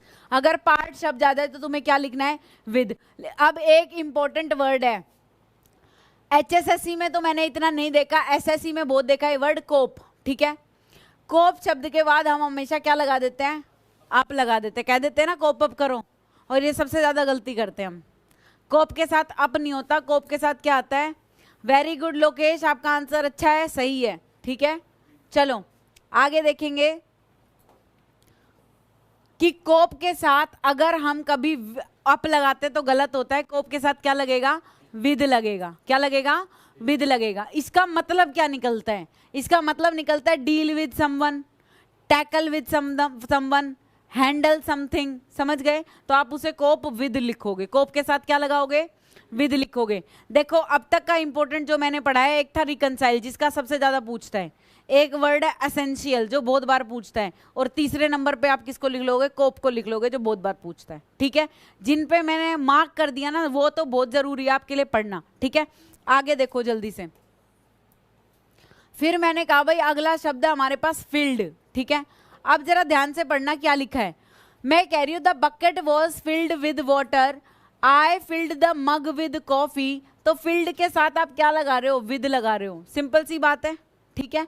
और अगर मैं कह रही हूं full the bucket was full of, field अगर वर्ड है तो क्या लिखना है, विद लिखना है, और फुल है तो क्या लिखना है, ऑफ लिखना है, ठीक है जी। क्लियर हो गई ये बात। दूसरी चीज कह रहा है कि अगर डिप्राइव आ जाए तो डिप्राइव के साथ हमेशा क्या लगाना, ऑफ लगाना, क्योंकि डिप्राइव का मतलब होता है किसी चीज से वंचित होना, ठीक है। क्या होता है, किसी चीज से वंचित होना। जैसे he deprived me of my rights, मतलब उसने मुझे मेरे राइट से, मेरे अधिकारों से क्या रखा, वंचित रखा, मुझे बताया ही नहीं, ठीक है। ऐसे ही मैंने कहा the police deprived the family of the performing rights, या व्हाटएवर जो भी है।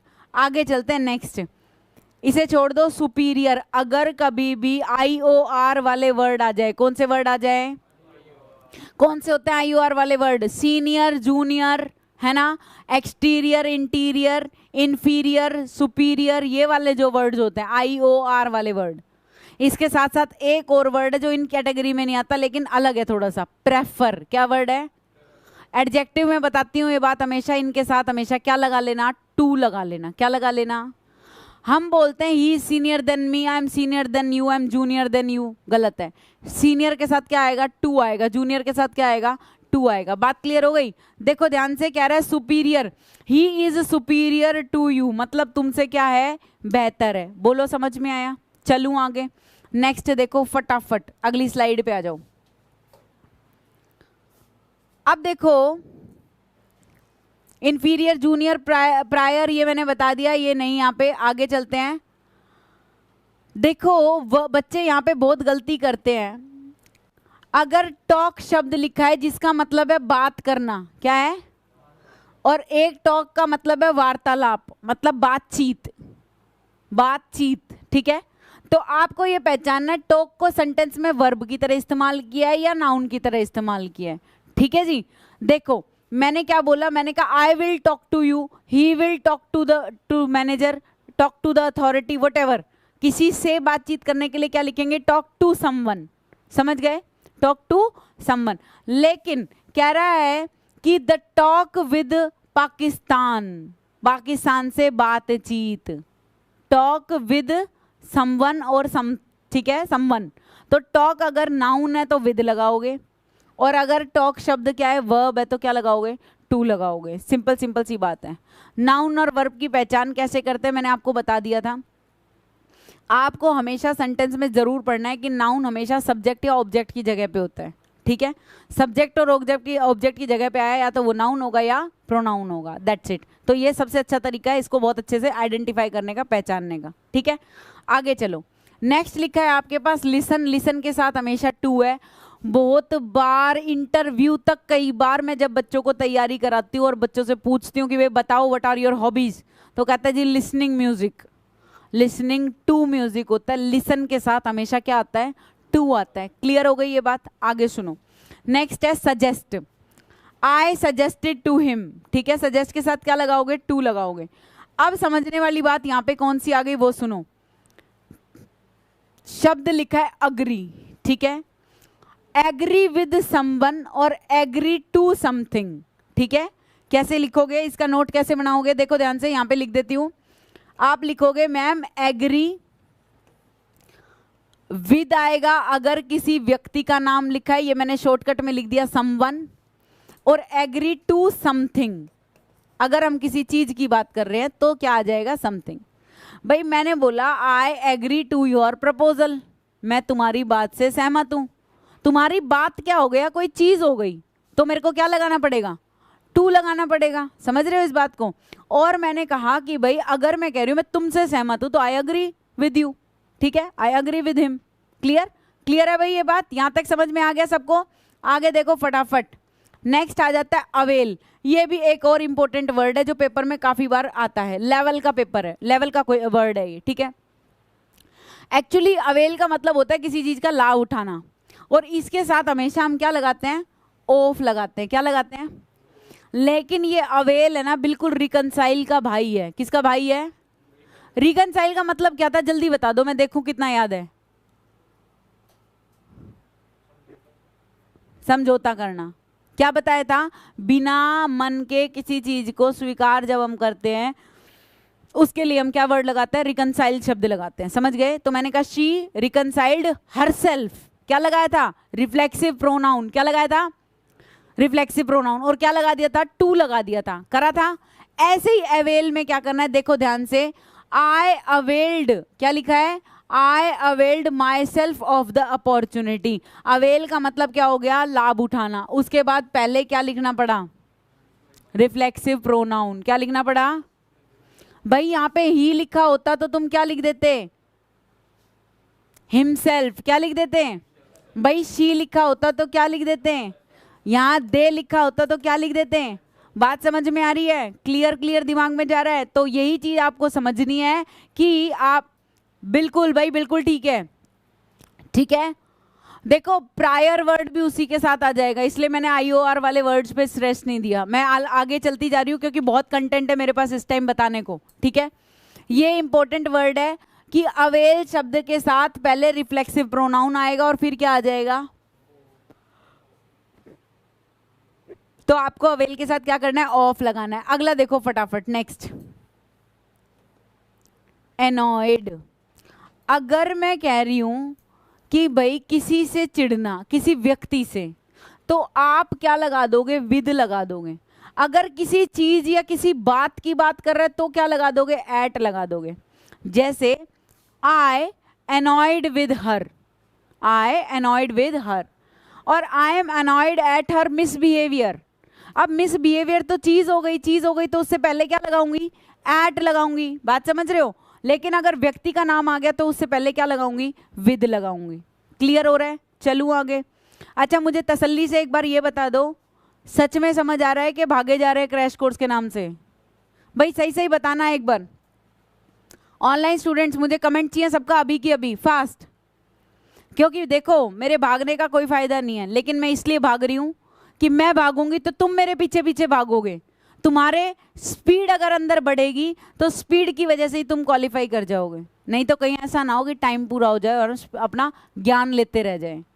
बहुत जरूरी है टाइम पे, समय पे चीजों को सीखना। भाई एक बार आप लोग बता दो जिससे मुझे भी तसल्ली हो जाए कि हाँ भाई सही चल रहा है सब कुछ, ठीक है, एटलीस्ट मेरी क्लास में सही चल रहा है सब कुछ, ठीक है। आगे देखो, एंग्री भी समझ में आ गया। विद कब लगाएंगे? जब पर्सन की बात करेंगे। एट कब लगाएंगे? जब किसी चीज की बात करेंगे, ठीक है। आगे चलो,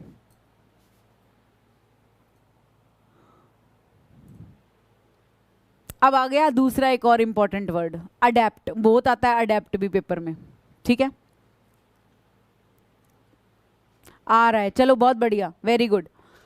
स्पीड ठीक है ना? स्पीड बता देना बस तुम।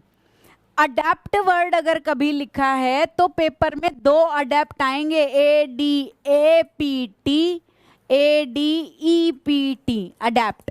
समझ गए? दो वर्ड आएंगे।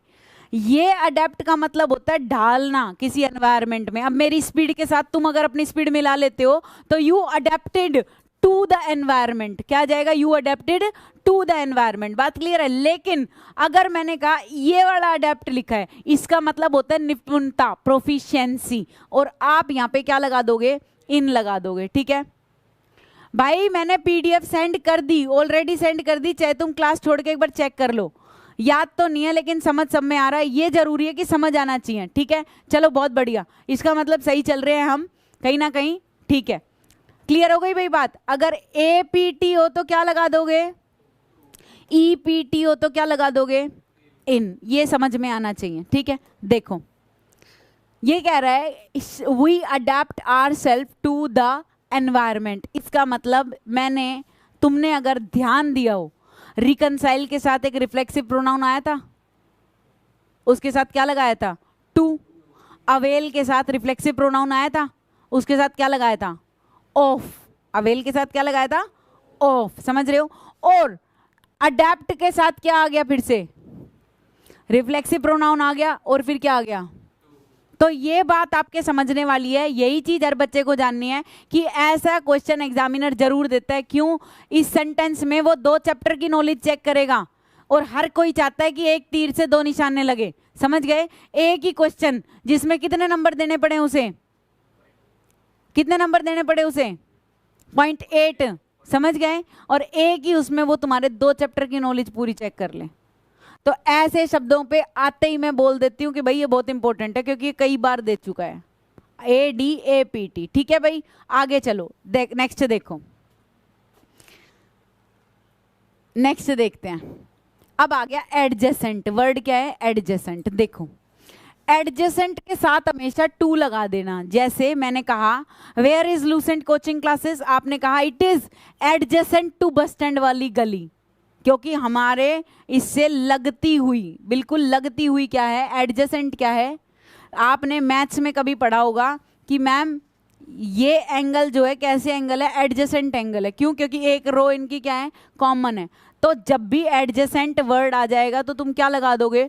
टू लगा दोगे। समझ गए इस बात को? आगे चलो, नेक्स्ट लिखा है सरप्राइज। तो सरप्राइज वर्ड लिखा हो, 1-2 शब्द लिख लो, मैं आपको बता देती हूं।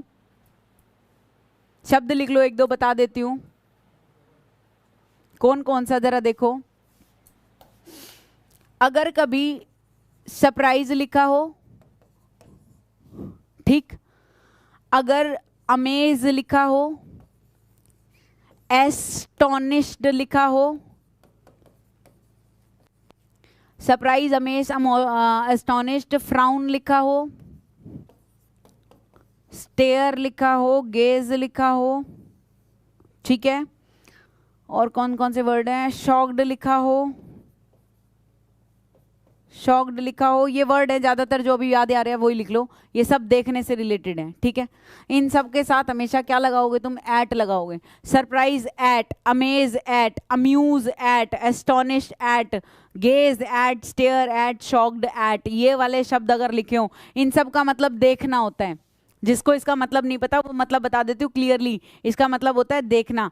क्या मतलब है देखो, फ्राउन का मतलब होता है जब बोहें चढ़ा के गुस्से में किसी को देखते तो उसको बोलते हैं फ्राउन।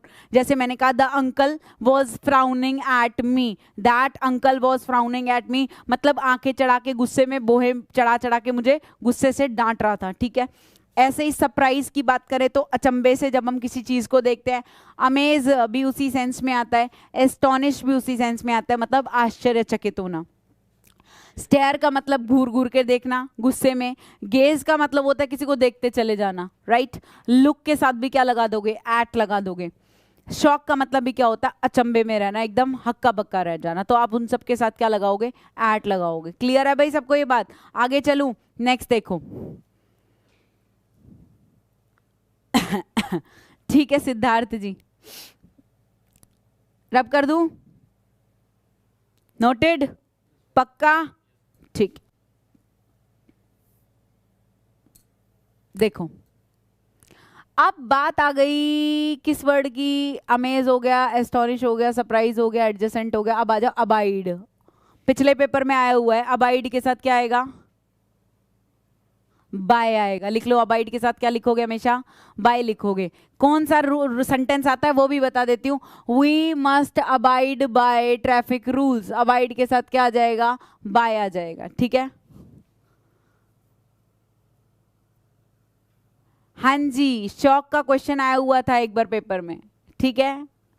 मीत, मुझे बहुत अच्छा लगा ये देख के कि आप प्रीवियस पेपर एनालिसिस करते हो, और जो बच्चा प्रीवियस पेपर एनालिसिस करता है ना वो बहुत अच्छी बात है, दैट इज वेरी इंपॉर्टेंट, ठीक है। चलिए आगे देखते हैं, नेक्स्ट चलो फटाफट। अब देखो मैंने पिछली क्लास में बता दिया था मैरी के साथ कब आएगा। मैरी एक अगर हम बात करें ना, देखो शी मैरिड हिम, ये एक्टिव वॉइस में है।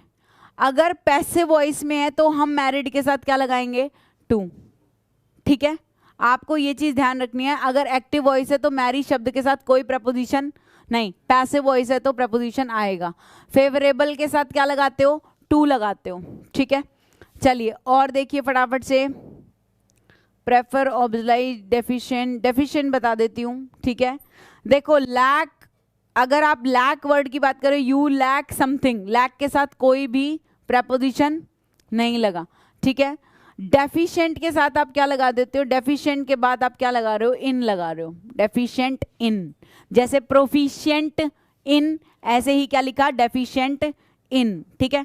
चलो आगे देखो फटाफट, नेक्स्ट पे आ जाओ। अब मेरे पास और वर्ड कौन कौन से हैं, एक वर्ड है एम, एम के साथ भी क्या आएगा, एट आएगा, एम के साथ भी क्या आएगा, एट। सरप्राइज वाली कैटेगरी में इसको जोड़ दो, एम के साथ भी क्या लिख दोगे, एट लिख दोगे, ठीक है। अच्छा दूसरी चीज सुनो फटाफट, प्रीवियस पेपर प्रोवाइड कर, बेटा एप्लीकेशन पे डाल रखे हैं प्रीवियस पेपर, और मैं अपनी हर क्लास में प्रीवियस पेपर के क्वेश्चन करवा रही हूं आपको, ठीक है। कहोगे तो मॉक में और दिलवा दूंगी प्रीवियस पेपर, ठीक है। देखो इधर अगला है प्रिवेंट फ्रॉम, ठीक है। प्रिवेंट के साथ क्या लिखोगे, फ्रॉम। इसके साथ साथ एक इसके भाई बंधु वर्ड्स यहीं की यहीं लिख लो, प्रिवेंट के साथ ही। एक वर्ड है एब्सटेन, एक वर्ड है refrain, abstain from, refrain from, इनके साथ क्या आएगा, फ्रॉम आएगा, क्योंकि सबका मतलब क्या है, रोकना, ठीक है भाई। फॉन्ड ऑफ समथिंग होता है, फॉन्ड ऑफ क्या होता है, समथिंग होता है। अगर मैं कह रही हूं सिक, सिक का मैंने अभी बता दिया, जरूरत नहीं है बताने की। लाफ के साथ क्या लिखोगे, एट, जैसे मैंने कहा डोंट लाफ एट मी, ठीक है, don't laugh at him, don't laugh at poors और बेगर्स, वट एवर। लाफ के साथ क्या लगा दोगे, एट लगा दोगे, ठीक है भाई। आगे चलो, फिर है कंसिस्ट, कंसिस्ट के साथ क्या लगा दिया, ऑफ लगा दिया, पढ़ने की जरूरत नहीं है, इजी है ये वाला। कंसिस्ट के साथ क्या आएगा, ऑफ आएगा। ये और देख लो, लो भाई तुम्हारा होमवर्क यहीं पे ही आ गया, चाहती नहीं थी मैं आ जाए लेकिन आ गया, कोई बात नहीं। कॉन्फिडेंट की अगर मैं बात करूं तो कॉन्फिडेंट ऑफ, ठीक है, कॉन्फिडेंट ऑफ, हमेशा ये लिख लो, कॉन्फिडेंट इंपॉर्टेंट वर्ड है, कॉन्फिडेंट इंपॉर्टेंट वर्ड है। कॉन्फिडेंट ऑफ समथिंग होता है, जैसे I am confident of my performance, I am confident of my teaching, ठीक है, I am confident of my content, तो मुझे पता है I am very much confident of something, ठीक है, तो ये चीज ध्यान रखना। ऐसे ही मैंने कहा इक्वल, इक्वल के साथ हमेशा क्या लिखोगे, टू लिखोगे, टू लिखोगे। It is equal to this बोलते हो ना, इज इक्वल टू, तो इसलिए आप इसको बोलते हो इक्वल्स टू। क्या बोलते हो, equals to. Is equal to लगाते हो, इसलिए इक्वल के साथ क्या आ जाता है, टू आ जाता है, राइट। चलिए देखिए, nothing can equal mother's love, मतलब माँ के प्यार की कोई बराबरी नहीं कर सकता, ठीक है। दूसरी चीज अगर मैं कहूँ, ये तो समझाने की जरूरत नहीं है, दोनों को क्लियर समझ में आ जाएगा। एक बार ये एडजेक्टिव की तरह यूज हुआ, एक बार वर्ब की तरह। जब एडजेक्टिव की तरह यूज होगा तो हम टू लगाएंगे, राइट, और अगर ये वर्ब की तरह यूज होगा तो कोई प्रपोजिशन नहीं आएगा। आगे देखो, essential, most important. Calcium is essential for body. क्या बोला, calcium is essential for body. ऐसे ही vitamin is essential for our body. Essential for कब आएगा, जब आप हेल्थ से रिलेटेड बात कर रहे हो। किससे रिलेटेड बात कर रहे हो, हेल्थ से related. Your presence is essential for our happiness, ठीक है, कहीं ना कहीं हम किसी पर्पस से रिलेटेड बात कर रहे हैं, ठीक है, हेल्थ से रिलेटेड या इससे रिलेटेड। अभी एक बार इसका नेक्स्ट और देख लेते हैं। देखो यहां पे नहीं है, मैं वहीं बता देती हूँ। अगर एसेंशियल किसी चीज के लिए लिखा है, नॉन लिविंग थिंग के साथ लिखा है, जैसे फॉर एग्जांपल मैंने बोला essential to, petrol is essential to, तो आप एसेंशियल के साथ क्या लगाओगे, टू लिखोगे, ठीक है। बस यही समझने वाली चीज है। एग्जामिनर दो चीजों में करेगा एसेंशियल वर्ड यूज, या तो हेल्थ से रिलेटेड कोई चीज है ना, तो आप यहाँ कंसेप्ट देखो, उसने एसेंशियल शब्द को यूज किया। Your presence is essential for our happiness. Calcium is essential for strong bones, ठीक है। ह्यूमन बींग्स के लिए कोई चीज एसेंशियल है तो आपने फॉर लिख दिया। और अगर आप किसी चीज के लिए लिख रहे हो तो car is essential to petrol, sorry petrol is essential to car, तो आपको वो चीज समझनी है, ठीक है जी, समझ गए। चलूं आगे, पक्की बात है। नेक्स्ट देखो, ठीक है, मैं मॉक में डलवा देती हूं।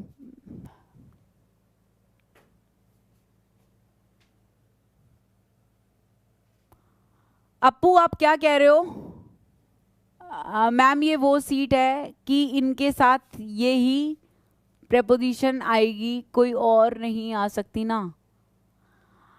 देखो आप एक बार क्लियरली बोलो। वैसे मैं आपको बता देती हूँ, जो हम पढ़ रहे हैं ना, जितना आज की क्लास का मैंने पीडीएफ दे दिया, आज का पीडीएफ सारे बच्चे एक बार याद कर लेना। जिसने आज का पीडीएफ याद कर लिया, प्रेपोजिशन साइड में। अब दूसरी क्लास में बांटूंगी आर्टिकल और डिटर्मिनर की, और तीसरी क्लास बांटूंगी verb, tense, subject verb agreement, ये वाले टॉपिक की। इन 3 सेक्शंस में मैंने अपनी इंग्लिश बांट दी, जो पेपर में 100% आएगी। उसके बाद कुछ अगर रह जाता है तो हम चौथी क्लास में करेंगे। मेरी बात को समझना, मैं ये नहीं कह रही कि मैं 3 ही क्लास लूंगी, मैं ये कह रही हूं मैंने इंग्लिश को 3 सेक्शन में बांटा है, जो पेपर में सबसे ज्यादा आता है। उसके बाद वॉइस और नरेशन चौथे सेक्शन पे। तो पहले वो चीज जहां से कहीं से भी क्वेश्चन उठ के आए हम कर सके, हमें छोड़ना नहीं है, ठीक है। आगे देखो, अब नेक्स्ट वर्ड आ गया क्या, बिलोंग। और आज की क्लास में जितने हो जाएं ठीक है, बाकी सारे याद कर लेना, समझने हैं बस तुमने, और कुछ नहीं करना, ठीक है। जैसे बिलोंग के साथ मैंने क्या लगाया, टू लगाया। जैसे this thing belongs to me, बेटा जी आंसर की भी डलेगी, ठीक है। आंसर की देखो अपलोड कर भी दी है मैंने। अपनी क्लास में आने से पहले मेरे को पता था सारे बच्चे ये मैसेज करेंगे, इसलिए पढ़ाई में डिस्टर्बेंस ना हो, मैंने पहले ही आज एडवांस कर दिए थे काम। आज मैं सोच के आई थी कि आज ये कोई शिकायत छोड़नी नहीं है, फिर भी देखो क्या रहता है। आगे देखो, नेग्लिजेंट। अगर नेग्लिजेंट वर्ड यूज करते हैं तो क्या आ जाएगा, ऑफ वर्ड आ जाएगा। क्या आ जाएगा, accuse of something, accuse of आ गया। अब अफ्रेड के साथ भी क्या लिख दिया, ऑफ लिख दिया। अफ्रेड का मतलब डरना। अवेयर ऑफ समथिंग हो गया। भाई बिवेयर के साथ भी क्या लगाते हो, तो अवेयर, बिवेयर, इनके साथ क्या लगा दोगे, ऑफ लगा दोगे, ठीक है। बिवेयर का मतलब सावधान, ठीक है। अब capable of something, close to, close के साथ क्या लगाओगे, टू लगाओगे। फिर कंपेयर, कंपेयर के साथ क्या लगाना है, विद लगाना है। मैंने आपको कंपेयर अभी बता दिया था। कॉन्शियस के साथ क्या लगाओगे, ऑफ लगाओगे। कॉन्ट्रैरी के साथ क्या लगाओगे, टू लगाओगे। अब 2 मिनट के लिए, 2 मिनट नहीं, हाँ 2 मिनट के लिए, क्योंकि मेरी क्लास खत्म होने में 5 मिनट है, जल्दी से आपको एक शीट दी है, वो शीट में जितने प्रेपोजिशन है फिल करो। एक्सरसाइज दी है एक पीडीएफ में, जल्दी से उसे फिल करो। 1 से 50 तक क्वेश्चन होंगे, ठीक है। जल्दी से वो एक्सरसाइज मुझे फिल चाहिए and your time starts now. 2 minute है, बस 2 मिनट। भाई मैं बोर्ड पे भी खोल देती हूँ। अरे आएंगे एंटोनिम सिनोनिम बच्चे, मैं कराऊंगी, मैं ग्रामर की बात कर रही हूँ, उसमें वोकैबुलरी बीच में मत लाओ।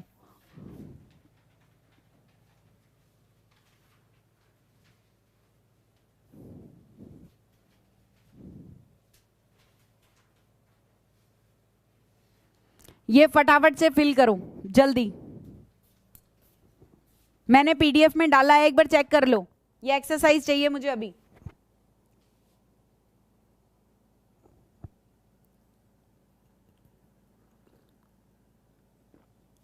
तुम्हें बस फिल करना है जल्दी जल्दी, मुझे ये देखना है तुम्हारी स्पीड कितनी है।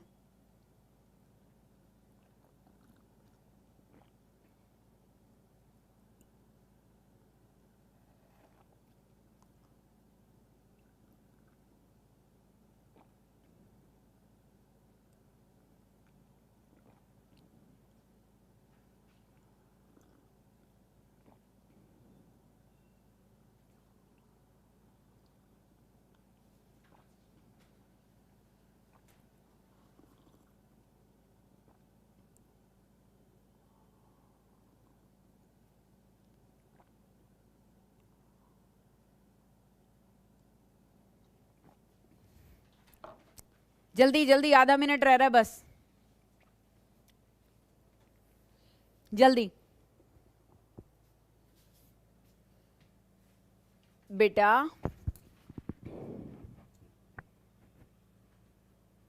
हाँ गुरनीश, इन भी आ सकता है।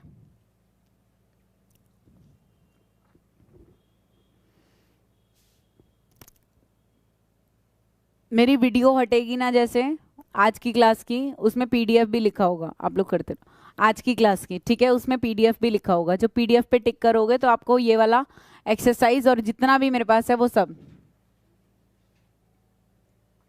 मिल जाएगा। अभी तुम्हारे सामने है, तुम यहां देख के फिल कर लो, बाद में पीडीएफ निकाल लेना।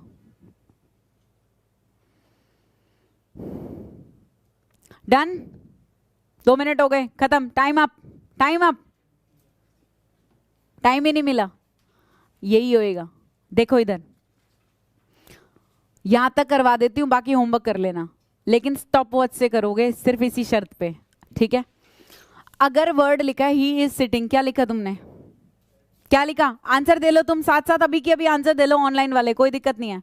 क्या लिखूं? अगर कभी चेयर स्टूल या बेंच लिखा हो तो हम उससे से पहले क्या लगा देते हैं? अगर एग्जामिनर आर्म चेयर लिख दे, क्या लिख दे? आर्म चेयर लिख दे, तो क्या लगाना पड़ेगा? इन लगाना पड़ेगा। क्या लगाना पड़ेगा? इन लगाना पड़ेगा। समझ में आ रही है बात? बेड की वजह से, बेड का भी प्रेमाइसिस क्या होता है? बड़ा होता है, हम क्या लिखते हैं? इन लिखते हैं। We lie on bed, we lie on bed, lie on मतलब लेटते हैं उस पर, और अगर बैठते हैं तो क्या लिखेंगे? इन लिखेंगे। ये बात 100% किसी ने नहीं बताई होगी, समझ गए? अगर यहाँ पे चेयर स्टूल और बेंच लिखा है तो क्या लिखोगे? ऑन। अगर आर्म चेयर या बेड लिख दिया तो क्या लिखना पड़ेगा? अगर मैं सोफा लिख देती तो क्या आ जाता? ऑन। क्लियर है? ठीक है। अब मैंने कहा he is sitting dash the tree, क्या लिख दूं? तुम अपना दिमाग बताओ, फिर मैं आंसर बताऊंगी।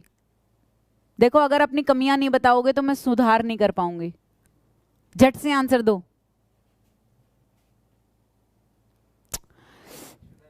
इतना नहीं सोचो, झट से आंसर दो। गलती होनी चाहिए, यहीं पे गलती होगी तो पेपर में नहीं होगी। जल्दी बोलो, क्या आंसर लगता है थर्ड में?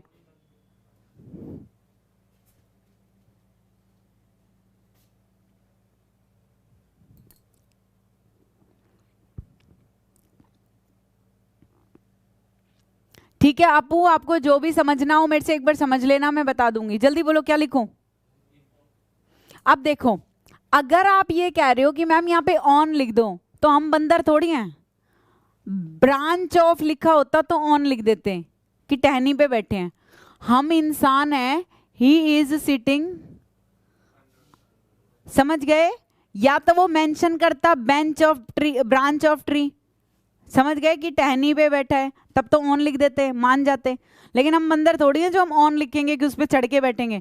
हम इंसान, ही भी लिखा है मैंने, तो अंडरस्टूड है। यही यहाँ पे समझने वाली बात है। क्या लिखना चाहिए कि पेड़ के तो नीचे ही बैठेंगे। मंकी होता तो ऑन कर सकते थे, वो तो कहीं भी चढ़ सकता है। अच्छा, चढ़ने को तो हम भी चढ़ सकते हैं, लेकिन हमारे लिए इसे ब्रांच लिखना पड़ेगा, हम जब ऑन लगाएंगे। ठीक है, अगली चीज सुनो, ये समझने वाली बात है। आगे देखो, he is sitting dash the shade of tree. मैंने एक बार डेमो में जब आपको क्लास में कराया भी था, मैंने एग्जाम्पल भी दिया था। ऐसे पेड़ है, ये व्यक्ति यहाँ बैठा है और पेड़ की छाया ना ऐसे पड़ रही है, और ये व्यक्ति इस पेड़ की छाया में बैठा है। मान लो यहाँ बैठा है, यहाँ बैठा है, यहाँ बैठा है, कहीं भी बैठा तो पेड़ की छाया में है ना। क्या लिखूं? इन। शेड के लिए क्या लिखते हैं? अगर ये एग्जैक्ट उसके नीचे बैठा है, देख भाई ये पेड़ है और बंदा यहाँ बैठा है, तो क्या लिख दूंगी? अंडर। और बंदा अगर छाया में बैठा है तो इस दायरे के अंदर बैठा है ना, दायरे के अंदर बैठा है, तो क्या लिख दूंगी? ये समझने वाली बात है। ठीक है, क्लियर हो गई बात? अगला क्या लिखा है? The tiger jumped dash the deer. क्या लिख दूं? हैं?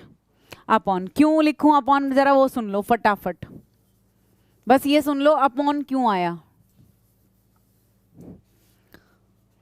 ये टाइगर है, ठीक है, और ये डियर है, तो पहले ये जंप किया, ठीक है, और फिर इसके ऊपर उछटा, तो हम ऐसी सिचुएशन में हमने क्या लगा दिया? ठीक है, अब देखो ये छत है, यहां तुम खड़े हो, ठीक है, और यहां पे एक घोड़ा है। अब यहां से तुम कूद रहे हो, अगर तुम यहां से कूदते तो जंप अपॉन लिखते, क्योंकि ये वाली सिचुएशन बनती। इंग्लिश का मतलब आपको वर्ड रटने नहीं है, प्रेपोजिशन का मतलब है जो पोजीशन बता रहा है। मैं आपको सिंपल बता रही हूं, अगर वो ऐसे होके ऐसे आता, ये सिचुएशन बनती, तो क्या होता? अपॉन, क्योंकि पहले उसको क्या होना पड़ा? अप। फर्क समझना जरा। और अगर तुम छत पे खड़े हो, ये टेरेस है तुम्हारी, और तुम यहां खड़े हो, और ये घोड़ा, ठीक है, तुमने यहां से जंप किया, तो पहली चीज तो तुमने उसके ऊपर जंप किया, हाँ या ना? और ये आपकी डेस्टिनेशन थी, तो क्या बन गया? फर्क समझ में आया? फर्क समझ में आया? देखो ध्यान से, अगर ये तालाब है, तुम यहां पे हो, तुमने जंप किया, कहां? बोला इसके अंदर, तो पहली चीज तो अंदर, अंदर के लिए क्या लगाना पड़ा? और ये डेस्टिनेशन है जहां पे कोई चीज करी है, तो क्या लगाया? क्या बन गया? समझ रहे हो? लेकिन ये मैं क्यों नहीं समझा रही तुम्हें, अभी पेपर का टाइम है। अभी पेपर के टाइम पे फालतू में ऐसी कोई चीज जो बच्चे के दिमाग में घूमती रहे, वो कभी नहीं पढ़ानी चाहिए, क्यों? बच्चा डिस्ट्रैक्ट होएगा और उसी में सोचता चला जाएगा। इसलिए इंटू का मैंने तुम्हें ये बता दिया कहाँ आएगा और कहाँ नहीं आएगा। ये दोनों बातों में फर्क है, समझ रहे हो? जो मेरा दूसरे बैच में या कैसे बैच में कंसेप्ट पढ़ेगा, उसको धीरे धीरे धीरे धीरे 4-5 महीने में पूरा कंप्लीट कराया जाएगा। अभी हमारे पास इतना टाइम, अभी हमारे पास ये टाइम है। मैडम ये बता दो 20 दिन में पेपर क्वालिफाई कैसे होएगा? सीधी सीधी बात है भाई। कोई ये कहे ना मैडम फास्ट पढ़ा रही है, मैडम ने ये नहीं पढ़ाया वो नहीं पढ़ाया, तो उसके दिमाग में सबसे पहले एक चीज डालनी पड़ेगी, क्या भाई? वो पढ़ो जो पेपर में आएगा। बहुत तसल्ली से पढ़ना है तो भाई 4 महीने पहले ज्वाइन किया होता। दोनों बातों में बहुत फर्क है, ठीक है? चलो, अब समय पे जो काम आ जाए उससे अच्छी चीज कोई नहीं होती। क्या लिखा है? ही फेल डैश द वेल। अब फेल का मतलब क्या हो गया है? अभी तुम्हारे सामने बताया था, ये क्या है? वेल। फेल का मतलब गिरना। कहां गिर गया? क्या लिख दूं? समझ गए?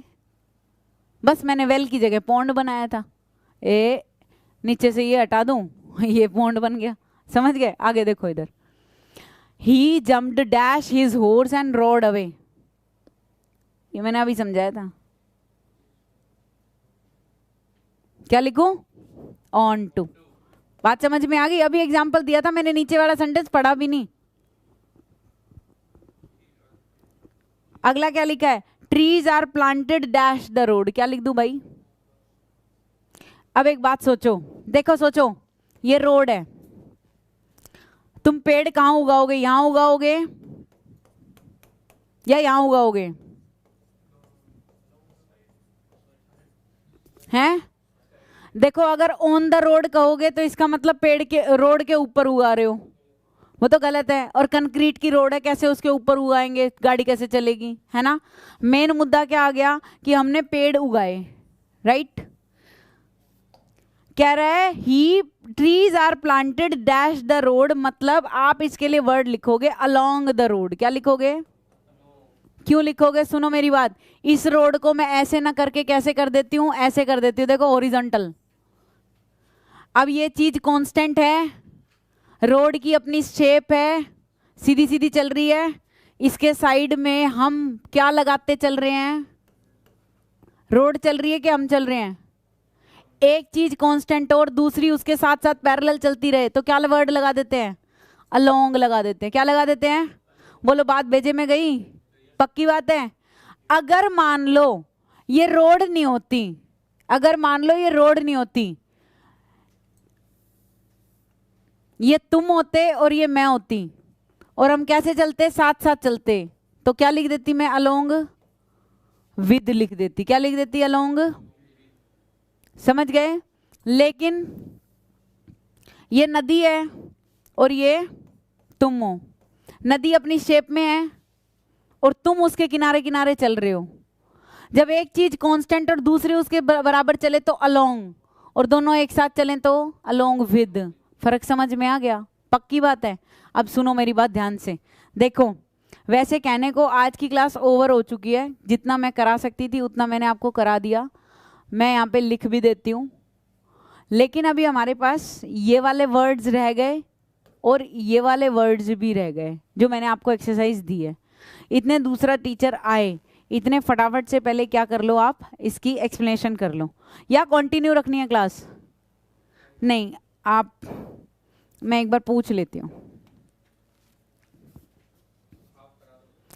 अगली क्लास बता रही हूँ भाई, रुक जाओ। देखो हरियाणा जीके की क्लास होएगी 7:30 बजे, ठीक है। उससे पहले अभी मैं बता देती हूँ, पेपर डिस्कशन होएगा। अब वो ऑनलाइन ऑफलाइन होएगा, जो पेपर हुआ है ना आपका, उसको 2 घंटे लगेंगे उसको पूरा डिस्कस करने में। तो 5 बजे से 7 बजे का टाइम हमने क्या रखा है, पेपर डिस्कशन रखा है, ठीक है। मैं एक बार बता देती हूँ फिर भी। पहले यहां तक बताओ, आज क्लियर हुआ? नेक्स्ट।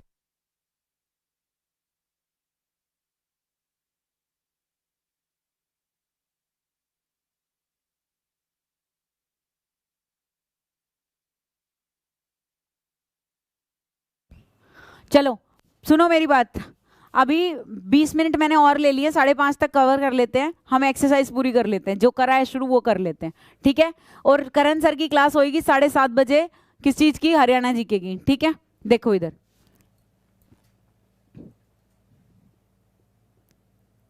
अब ये वर्ड है, ये सेंटेंस है, फटाफट देखो और आंसर दो।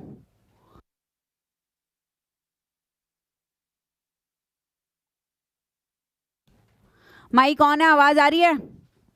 बेटा अभी मैंने थोड़ी क्लास एक्सटेंड कर ली अपनी, मैं सोच रही हूँ एक्सरसाइज करवा देती हूँ 5:30 तक, करवा लूँ, करवाती रहूँ, बोलो। और करण सर की क्लास होगी 7:30 बजे, ठीक है। चलो फटाफट से करो, अब तुम्हारे पास समय शुरू होता है, अब भाई बोलना पड़ेगा क्या, फिल करो जल्दी से, 1 मिनट का टाइम है, जो दिखे उसे भरते चले जाओ। ये देखो तुम्हारा दिमाग सही कहता है या गलत, बस इतना। अगर दिमाग गलती कर रहा है तो हम सही करेंगे उसे, यहीं की यहीं, और सही कर रहा है तो बहुत बढ़िया बात है।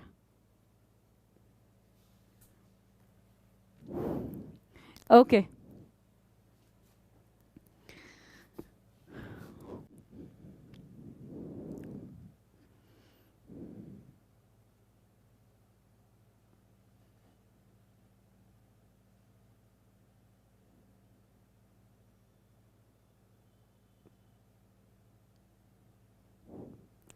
हाँ मनजीत, पेपर ऑनलाइन था आज।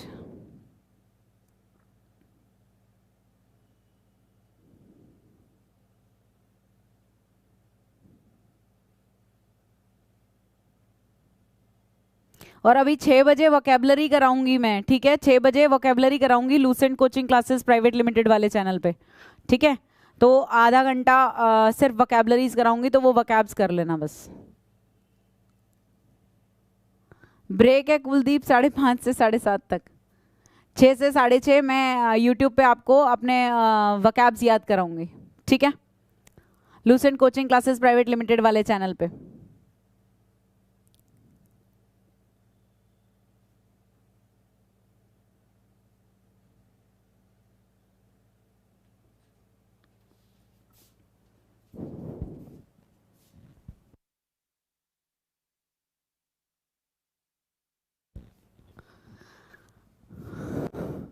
ठीक है लवकेश, देखो मैं आपको शेड्यूल बता देती हूँ।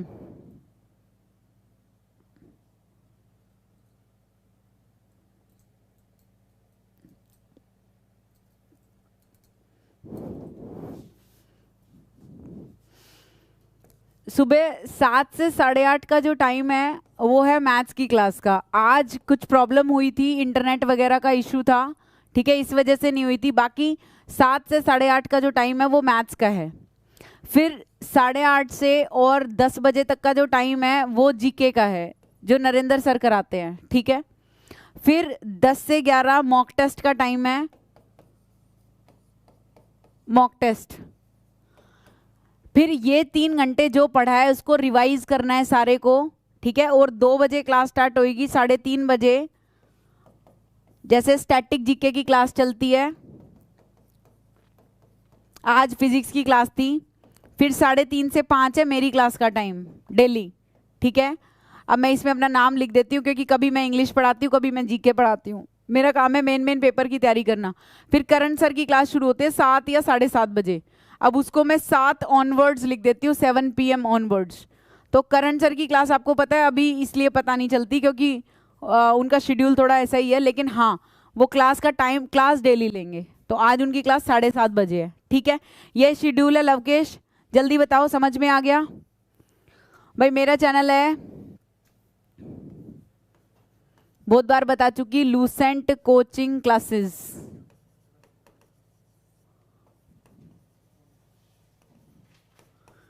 प्राइवेट लिमिटेड, ये मेरा यूट्यूब चैनल है।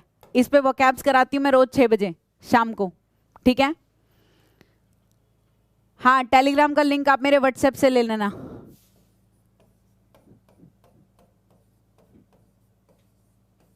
ठीक है। और पूछो नवीन, बिसाइड्स कहाँ पे? हाँ दीपक ऐप पे दिया था टेस्ट। लवकेश जल्दी से बताओ शेड्यूल पता चल गया? आपका डल जाएगा अभी अगर नहीं डला था तो। गुरनीश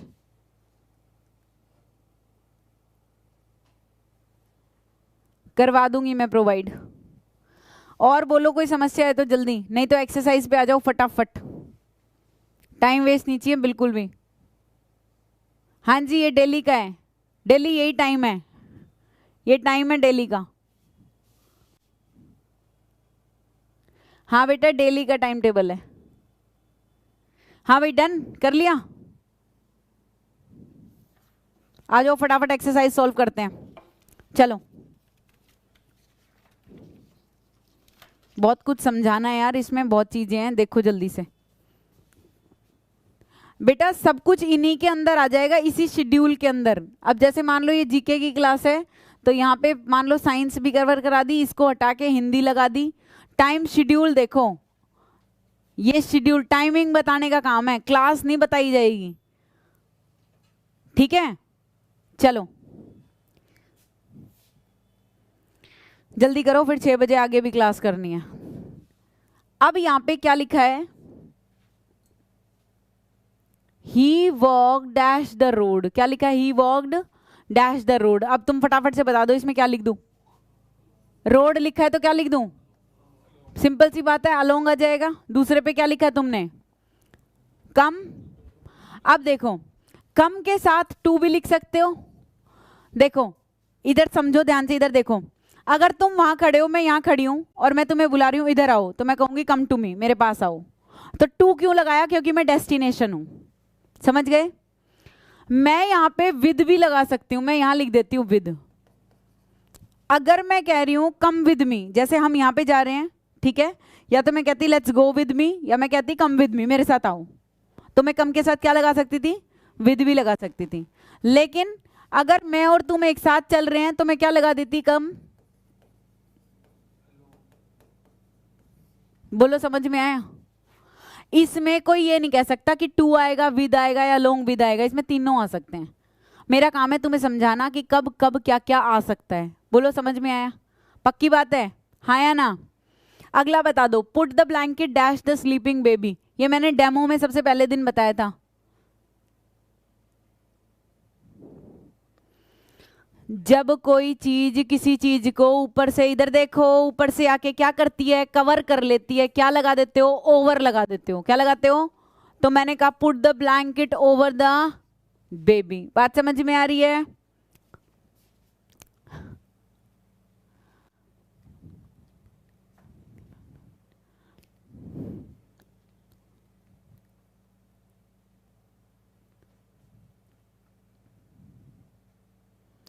मीत देखो, आपने बहुत टाइम बाद शुरू किया है, तो पहली चीज आपको ये बता देती हूँ कि जब जागो तब सवेरा, ठीक है। इट्स नेवर टू लेट, आप कभी भी शुरुआत कर सकते हो। अगर आपके 64 ठीक थे तो अभी आपको और मेहनत करनी ही पड़ेगी, ठीक।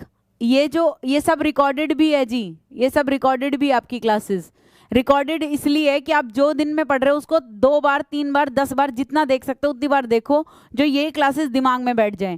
एक्स्ट्रा कोई किताबें, कोई किसी तरह की चीजें मत पढ़ने में टाइम वेस्ट करना, ठीक है। क्रैश कोर्स में हम कराएंगे ही वही जो पेपर में आएगा, ठीक है।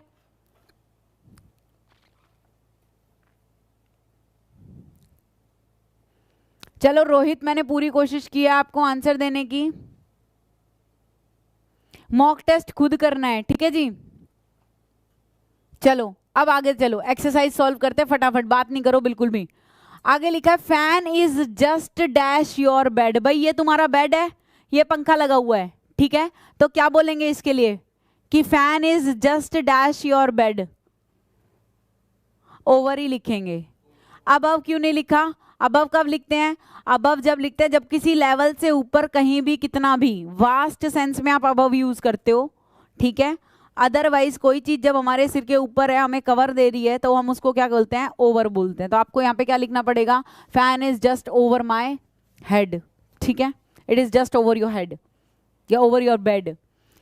आगे है अ bridge was built dash the road या डैश द रिवर। देखो ये नदी है और ये इसके ऊपर क्या बना दिया? ब्रिज बना दिया, तो इट कवर है ना, तो हमने ओवर लिखना है। यहाँ पे क्या लिखना है? ओवर लिखना है। क्लियर हो गई ये बात? अ bridge was built dash the river joining two villages. अब देखो ये रिवर है, ये एक विलेज है और ये एक विलेज है, ये विलेज 1 ये विलेज 2। अब यहां से यहां तक विलेज बनाया है, ब्रिज बनाया है, तो एक किनारे से दूसरे किनारे बनाया है, दोनों को जोड़ते हुए बनाया है। ऐसे केस में हमेशा अक्रॉस लिखते हैं। क्या लिखते हैं? अगर ये नदी होती और हम तैरते तो एक पार से दूसरे पार तैरते और हम कहते we swam across the river. Clear हो गई बात? बंद कर देना yellow button, yellow 2 minute 5 minute, ठीक है। अगला देखो, the train passed dash the tunnel. अब इधर देखो, ये टनल है, ट्रेन यहां से घुसी, ठीक है, और इस टनल में कहां से निकली? यहां से बाहर निकली। जब कोई चीज किसी चीज के अंदर जाके उसके अंदर से निकलते हैं तो हम क्या लिखते हैं? थ्रू लिखते हैं। क्या लिखते हैं भाई? बात समझ में आ रही है सभी को? ऐसे केस में क्या लिख दोगे? ठीक है, आगे सुनो। He ran dash the dense forest to his village that was situated, dash was situated, मुझे इसको थोड़ा छोटा करना पड़ेगा, 1 second.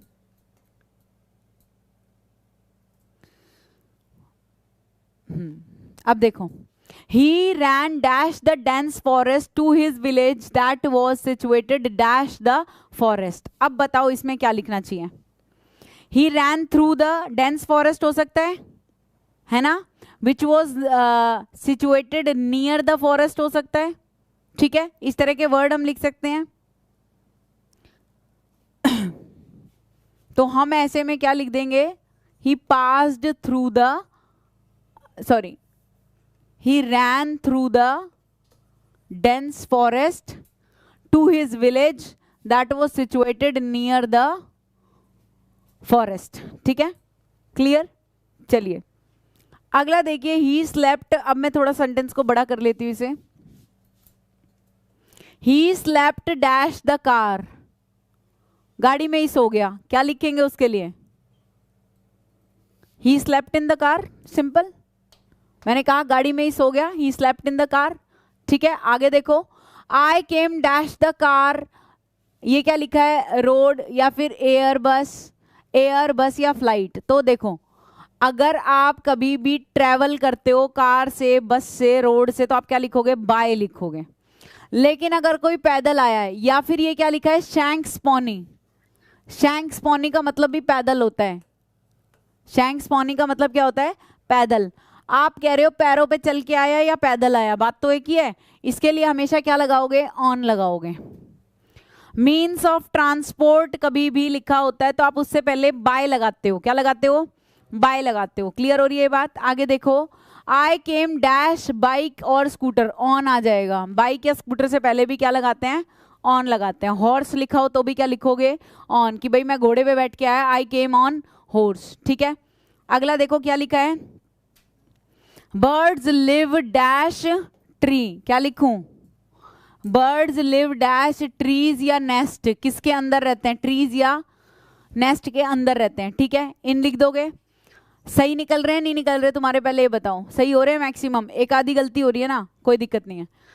Delhi situated dash the bank of river Yamuna, क्या लिखोगे, क्या लिखोगे भाई, bank of something, on the bank of, क्या लिखोगे, ऑन द बैंक ऑफ। अगला क्या लिखा है देखो जरा फटाफट, the rivers are flowing above the danger level, क्या लिखोगे।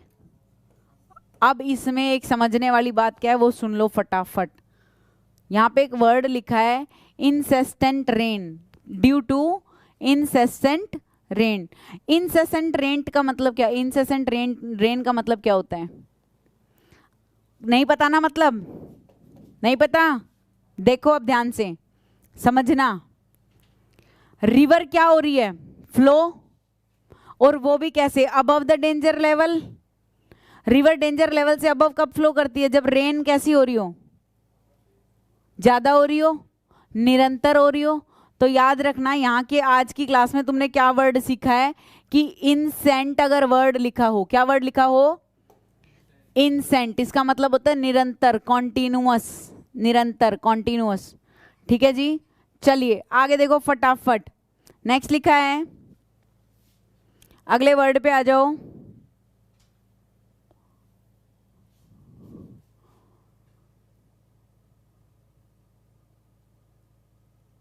हाँ, द स्नेक इज हाइडिंग, क्या लिखा है, the snake is hiding dash the BRICS.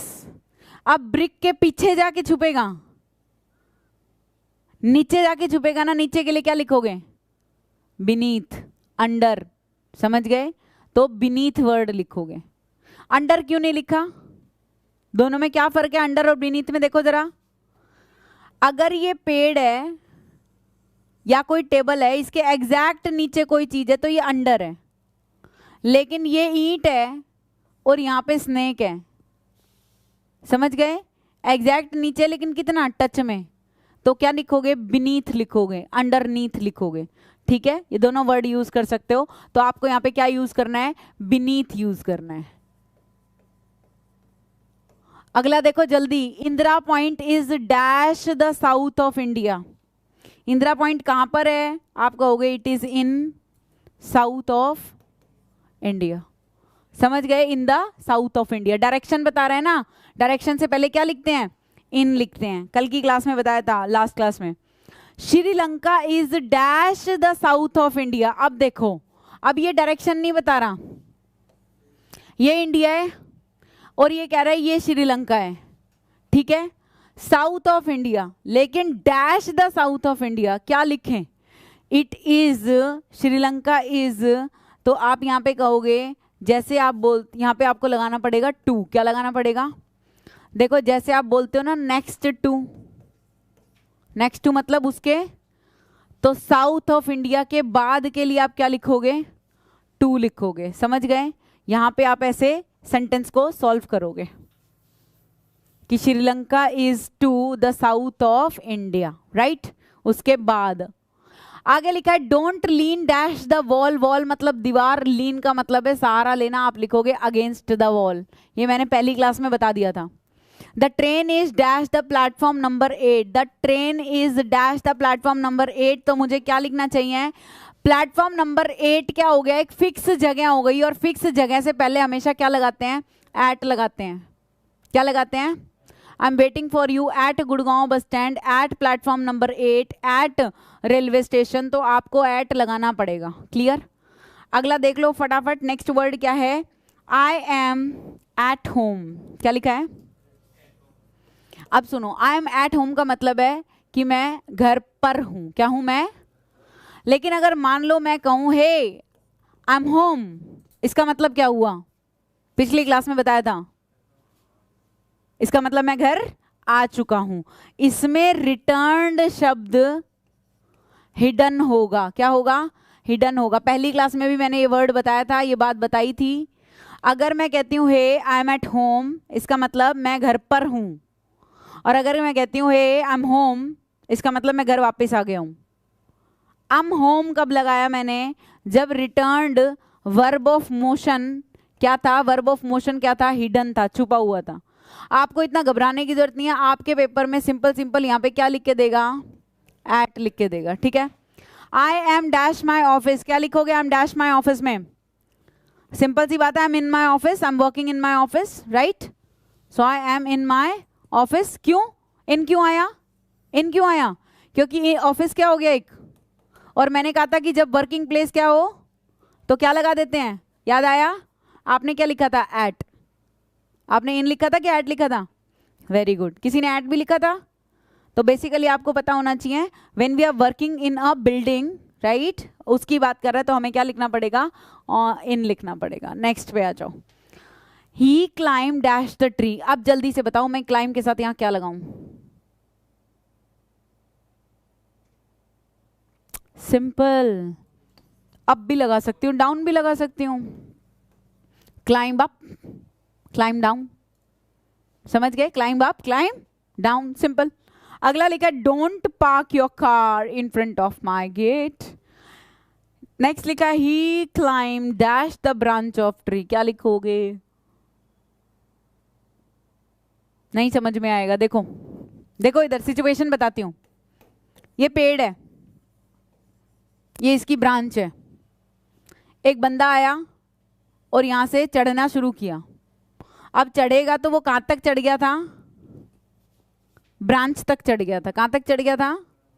कहां तक की बात कर रहा है, तो क्या करोगे? Up to. पहले चढ़ा अप, और कहां तक, तो उसके लिए क्या लिखोगे? टू। तो वर्ड क्या हुआ? पक्की बात है? आंखें बता रही हैं। आगे देखो। देखो मैं जानती हूँ इंग्लिश मुश्किल है, और मेरी भी मजबूरी है कि मुझे बहुत फास्ट चलना पड़ रहा है, ठीक है। अदरवाइज यही चीज़ मैं धीरे धीरे भी करा सकते हो बहुत बढ़िया तरीके से, लेकिन आप समझो इस चीज़ को कि समझना बहुत ज़रूरी है। और ये बच्चों वाली चीज़ें हैं जो पेपर में आ रही हैं, और फिर भी बच्चे गलती कर रहे हैं, ठीक है। तो प्लीज़ थोड़ा जोर पड़ेगा ज़रूर, लेकिन कोई बात नहीं, पढ़ने दो। The police produced him dash the court. अब ये बहुत ज़रूरी है, क्योंकि मैंने आपको पहली क्लास में बताया भी था कि किसी के समक्ष अगर हम किसी को लेके जाते हैं तो हम उसके लिए क्या लिखते हैं? बिफोर लिखते हैं। जैसे मैंने कहा वी परफॉर्म्ड बिफोर द जजेस, हमने जजेस के समक्ष क्या किया? परफॉर्मेंस दी। अगला है the protester assembled dash and assembled and March dash the railway station. मतलब एक तो इकट्ठा हुए और मार्च करा रेलवे स्टेशन, तो क्या लिखोगे? तो आप यहाँ पे लिखोगे टुवर्ड्स, मार्च टुवर्ड्स मार्च टुवर्ड्स रेलवे स्टेशन। आप इसको फिल कर लेना, ठीक है। अगला देखो, ही एंटर्ड डैश हॉल, क्या लिखूं? ही है क्या? यू आर क्या होना चाहिए? Under arrest. अच्छा चलो ठीक है। He entered dash the hall, क्या एक ही तो आता था, वही आपने छोड़ दिया है। You are under arrest. आगे देखो, एंटर का मतलब अगर कभी प्रवेश करना होता है तो उसके साथ कोई प्रपोजिशन, लेकिन एंटर का मतलब कुछ ज्वाइन करना होता है तो हम उसके साथ इनटू लगा सकते हैं। एंटर के साथ कब इनटू लगा सकते हैं और कब नहीं लगा सकते वो समझ लो। एंटर का मतलब अगर प्रवेश करना है तो नहीं लगा सकते। इसका रीजन सुनो भाई, ये गेट है, ठीक है। मैंने कहा कि इनटू का मतलब होता है ऐसे, ये सिचुएशन बननी चाहिए तब होगा इनटू। अगर आप ऐसे आ ही रहे हो, एंटर का मतलब भी यही होता है और इनटू का मतलब भी यही होता है। एक म्यान में दो तलवार नहीं आ सकती, एक सेंटेंस में दो सिमिलर मीनिंग वाले वर्ड भी नहीं आ सकते। इसलिए जब एंटर मतलब प्रवेश करना होता है तब हम कभी भी उसके साथ इनटू नहीं लगाते, तो ही एंटर्ड द हॉल आएगा। फिर अगला लिखा है, they entered into an agreement, pact, alliance, memorandum of understanding या आर्ग्यूमेंट, कुछ भी लिखा है। एंटर्ड के साथ मैंने क्या लिखा? इनटू। क्यों लिख दिया अब एंटर? क्योंकि यहाँ पे इसका मतलब घुसना नहीं है, यहाँ पे इसका मतलब है शामिल होना। शामिल होना है अगर एंटर्ड का मतलब तो इनटू आ सकता है, और प्रवेश करना है तो उसके साथ कुछ भी नहीं आएगा। क्लियर है भाई यहाँ तक? जल्दी बोलो। बाकी जो थोड़े बहुत बच गए वो अपने कर लेना, ठीक है। अब हम देखो, रात को नहीं चलती ना, उसमें आता है यूज अनदर प्लेयर। जैसे ही आप वीडियो पे क्लिक करोगे यूज अनदर प्लेयर, तो यूज अनदर प्लेयर पे क्लिक कर लिया करो। अगले दिन जब वो करोगे तो नहीं करना पड़ेगा, लेकिन सेम डे अगर वीडियो माय कोर्स में देखोगे तो यूज अनदर प्लेयर आपको करना पड़ेगा, ठीक है जी। और ये सब गूगल की करामात है, इसमें हमारा कोई दोष नहीं है। हमारी ऐप सबसे ज़्यादा सुलझी हुई ऐप है, कोशिश पूरी है कि हर चीज़ आराम से मिल जाए। फिर भी आप पहले धीरे धीरे चलाना सीखोगे, यूज टू हो जाओगे, कोई दिक्कत नहीं है, टेंशन मत लो, ठीक है। जल्दी से बता दो आज की क्लास कैसी रही, समझ में आया या नहीं आया? एक बार जल्दी से कमेंट कर दो, आप लोग फटाफट से फिनिश कर लो इसे, ठीक है। सारा पीडीएफ अपलोड कर दिया है, पीडीएफ सेक्शन में चेक कर लो। जल्दी से एक बार मुझे बता दो आज की क्लास समझ में आई? क्लियर? ओवर कर दें। अब 6 बजे मिलेंगे Lucent coaching classes private limited वाले चैनल पे, ठीक है। ऐप पे फटाफट यूट्यूब पे, तो उस पे करेंगे हम वोकैबुलरीज याद, ठीक। जल्दी बता दो क्लास कैसी रही।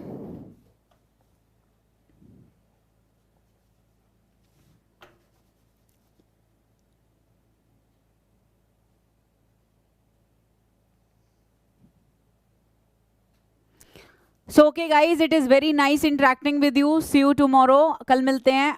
कीप लर्निंग, कीप शेयरिंग, जितना हो सके अच्छे से अपनी पढ़ाई कीजिए। जय हिंद, जय भारत, बाय।